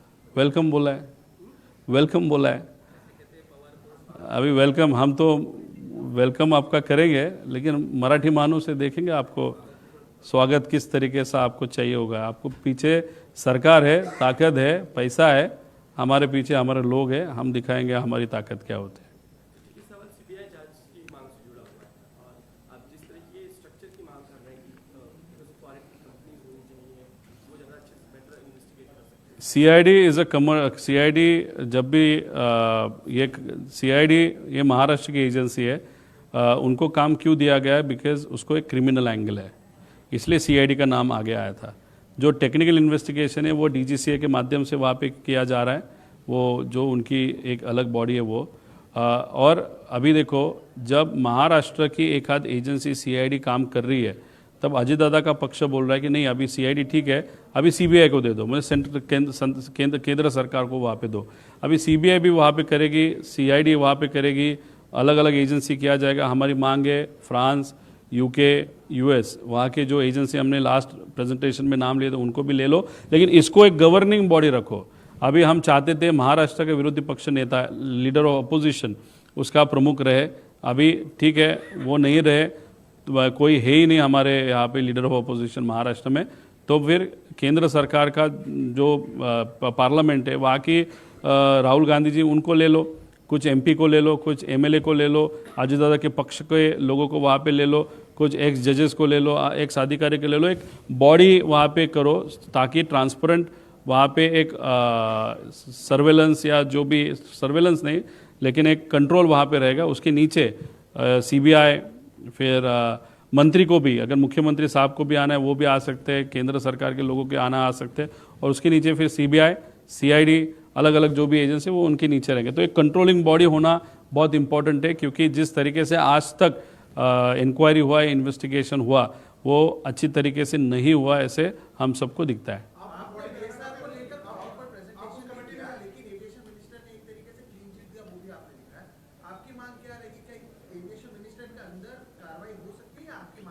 देखो, मैंने बोला रोहित सिंह जो मालिक है वीएसआर का, उसके शादी में टीडीपी उनका जो पक्ष है, मतलब ये जो मिनिस्टर है एविएशन आज के, उनके पक्ष से बहुत प्रमुख नेता रोहित सिंह मतलब वीएसआर के मालिक के शादी में राजस्थान में गए थे, ऐसे हमको पता चला है। अगर आपके इतने नज़दीक के संबंध है या आपके नेता के इतने नज़दीक के संबंध है और आप उस पद पे बैठे हो, तो उस पद पे आप नहीं रहना चाहिए। वहाँ से आप निकल के आपको जो जिम्मेदारी लेना ले लो। हम नहीं बोल रहे कि मंत्री या minister is involved, but we have a doubt कि जो वीएसआर पे जिस तरीके की कार्रवाई होनी चाहिए, इन्वेस्टिगेशन होना चाहिए, उस तरीके का एक तो हो नहीं रहा। क्लीन चिट तो वहाँ पे इनडायरेक्टली उन्होंने दी, और दूसरी बात आगे जाके भी नहीं होगा ऐसे हम सबको लगता है। इसीलिए एक जिम्मेदारी या एक नैतिक जिम्मेदारी देखते हुए उन्होंने वहाँ से वो पद छोड़ के, बिकॉज जो मैं बोल रहा हूँ उस पर तथ्य है, अगर नहीं होगा तो उनको प्रेस कॉन्फ्रेंस लेके उनको बोलो मेरे ऊपर जो बोलना है बोलो, जो देखते हैं आगे के 2 दिन में वो करेंगे नहीं करेंगे, लेकिन उनको नैतिक जिम्मेदारी नहीं है वहाँ पे बैठने की। अलग जिम्मेदारी ले लो, किसी और को दे दो इन्वेस्टिगेशन होने तक। सर, आप पहले दिन से मुद्दा उठा रहे हैं कि आपको भी अपनी सुरक्षा को लेकर ये डर है, या परिवार में कैसा माहौल है आपकी सुरक्षा को लेकर? आपके प्रतिशत देने के बाद 2 चीजें नहीं देखने को मिली। एक तो जिस तरह से आपने बात की जांच हीरो की कंपनी से किया जाए, जो इसके एक्सपर्ट माने जाते हैं, तो कल एनसीपी जो अजीत पवार की पार्टी है वो मुख्यमंत्री से पहले सीबीआई से जांच करने की मांग कर रहे थे। वहीं दूसरी तरफ से जितने तथ्य आप सामने ला रहे हैं उसको आपको ट्रोल का सामना करना पड़ रहा है। जिस टिकट का आपने नाम लिया उसके ऊपर लगता है कोई और भी बड़ा एक सरदार बैठा है क्या? सरदार के माध्यम से वो काम करता है। वो सरदार कौन, ये तो मुझे नहीं मालूम, वो देखने की वहाँ पे ज़रूरत है। और उतना जो घमंड है उसका, तो उसके माध्यम से ये तो पता चल रहा है कि उनका सरकार है, उसके कारण वो घमंड है। लेकिन उनके नेता जो है महाराष्ट्र के, उनको मैं विनती करता हूँ कि इस विषय को कोई राजनीतिक अगर डायरेक्शन देने की कोशिश कर रहा है या जानबूझ के इस इन्वेस्टिगेशन को सेंटिमेंटल वाइज, ट्रोलिंग वाइज अगर वो गलत तरीके पे ले रहा है, तो आपकी भी वो जिम्मेदारी थी, क्योंकि अजीत दादा जैसे मेरे अंकल थे वैसे आपके दोस्त भी थे। इसलिए इस इन्वेस्टिगेशन में क्लैरिटी और प्रॉपर ट्रांसपेरेंटली इन्वेस्टिगेशन होने की जैसी हमारी लोगों की इच्छा है, वैसे उनकी भी डेफिनेटली नेता की होगी। इसलिए ये जो 10 पैसे वाले ट्रोल है, उनको चुप कौन बिठा सकता है? वो सत्ता में लोग हैं, वही बिठा सकते हैं। अगर वो नहीं बिठाएंगे और ऐसे ही वो करते रहेगा, तो आप समझ लो कि किसी न किसी की बहुत बड़े व्यक्ति की इस ट्रोल को ताकत है, और इन्वेस्टिगेशन प्रॉपरली न हो, एक परसेप्शन गलत तरीके का लोगों में किया जाने की कोशिश जो ट्रोल के माध्यम से की जाए, उसको पाठिंबा या ताकत ये एक बड़े नेता की, ऐसे हम सब कह सकते हैं। सर, सुरक्षा को लेकर आपके घर में कैसा माहौल है कि आपकी सुरक्षा को लेकर भी आपके परिवार चिंतित है, और आपको क्या डर लग रहा है? देखो, मेरी जो बीवी है, मॉम डैड है, मेरे जो इन लॉज है, मेरे बच्चे हैं, उनके मन में एक ही प्रश्न वहाँ पे निर्माण हो रहा है कि अगर काका के बारे में, मतलब अजीत दादा के बारे में अगर ऐसी चीज़ हुई होगी, तो जिसने की होगी बहुत बड़ी ताकत हो सकती है, और उस बड़ी ताकत के खिलाफ तू बोलते जा रहा है, तो हमको रिस्क लग रही है। मुझे भी मालूम है इसमें रिस्क है, लेकिन अगर कितनी भी रिस्क होगी तो किसी न किसी तो लड़ना पड़ेगा, वो हम लड़ रहे हैं। इसलिए फैमिली को थोड़ा सा इमोशनली वो डिस्टर्ब्ड है। इसीलिए अगर आप देखो तो बहुत दिनों से मैं बहुत ज़्यादा घुमा नहीं महाराष्ट्र में, लिमिटेड एक्सेस है, लिमिटेड है। जब तक इस विषय को एक योग्य डायरेक्शन तक लेके नहीं जाता तक तक मैं बैठने नहीं वाला। लेकिन जो भी रिस्क है, मेरे कार्यकर्ते हो या जो मेरी पर्सनल सिक्योरिटी हो या जो भी है, वो उस बारे में ध्यान देंगे। और जो भी है इन्फॉर्मेशन रखते वक्त हम भी हमारे घर में, हमारे ऑफिस में इन्फॉर्मेशन नहीं रखते कैसे ऐसे जगह पे इन्फॉर्मेशन वो होती है जो इन्फॉर्मेशन कहाँ पे रखी है ये मेरे पास वाले लोगों को भी पता नहीं होता। इसलिए हम लड़ रहे हैं और लड़ने के लिए जिगर लगता है, और मराठी मानुस में वो जिगर है। वो जिगर लेते वक्त हम वहाँ पे अजीत दादा को न्याय मिले या ये एक्सीडेंट है या कॉन्स्पिरेसी, उसके डायरेक्ट मतलब कंक्लूजन तक लेके जाने के लिए हम लड़ते रहेंगे। चोरी से लेकर आप चल रहे हैं, उसके बारे में कभी बात भगवान ने जय भगवान ने इसमें तक आपकी चिंता दिखाई?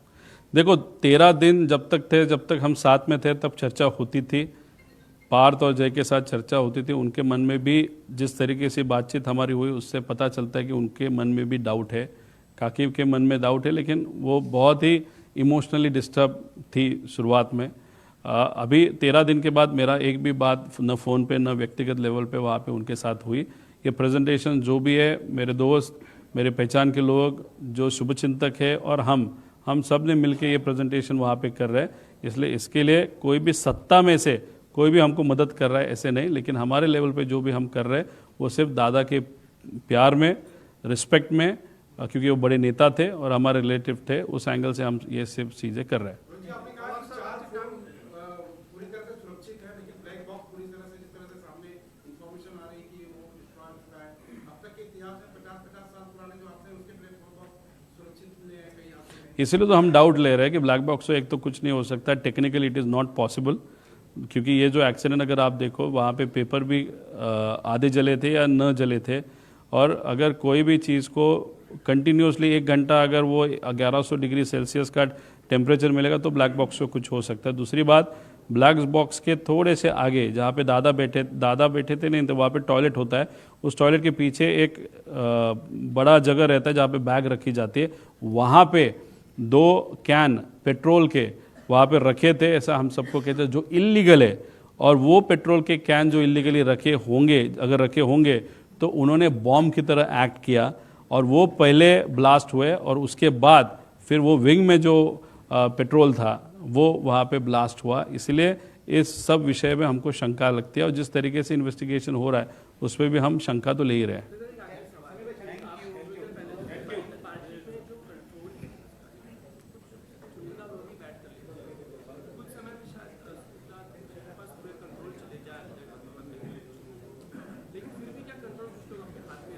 नहीं, उस पक्ष में कंट्रोल किसके हाथ में रहेगा नहीं रहेगा, 35 MLAs ने ही क्यों सिग्नेचर किया, बाकी MLA ने क्यों सिग्नेचर नहीं किया, उसी के साथ जो पदाधिकारी है 90% पदाधिकारी ने सिग्नेचर किया, 10 कौन है जिसने सिग्नेचर नहीं किया, ये सब विषय उस पक्ष के इंटरनल विषय है। उसके बारे में मैं ज़्यादा बातचीत नहीं करूँगा, क्योंकि वो इन्वेस्टिगेशन से इस चीज़ों का कोई भी रिलेशन नहीं था। जो भी इन्वेस्टिगेशन से रिलेटेड क्रिमिनल एंगल है या सेंटिमेंटल एंगल है या टेक्निकल एंगल है या पॉलिटिकल एंगल है, वो सब चीज़ें जितनी मुझे बतानी थी वो प्रेजेंटेशन में हमने बताई है, और बहुत सारी इन्फॉर्मेशन वो आगे जाके हम बताएंगे।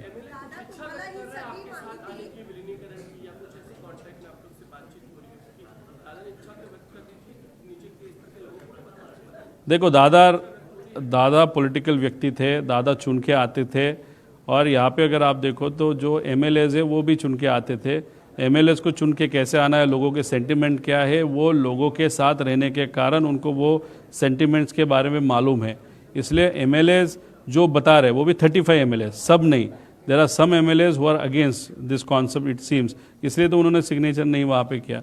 वैसे पदाधिकारी है, लेकिन जो लोग लोगों में हैं उनको एक अलग फीलिंग है, जो लोग लोगों में नहीं, उनको सिर्फ सत्ता चाहिए, उनको अलग फीलिंग है। तो जो भी संघर्ष वहाँ पे चर्चे का हो रहा है, वहाँ पे जो लोगों में है, लोगों की चर्चा है, और लोगों में नहीं जिसको सिर्फ राजनीति कर रहा है, इस 2 गुट में वहाँ पे चर्चा हो रही है, ऐसे हम सबको लगता है।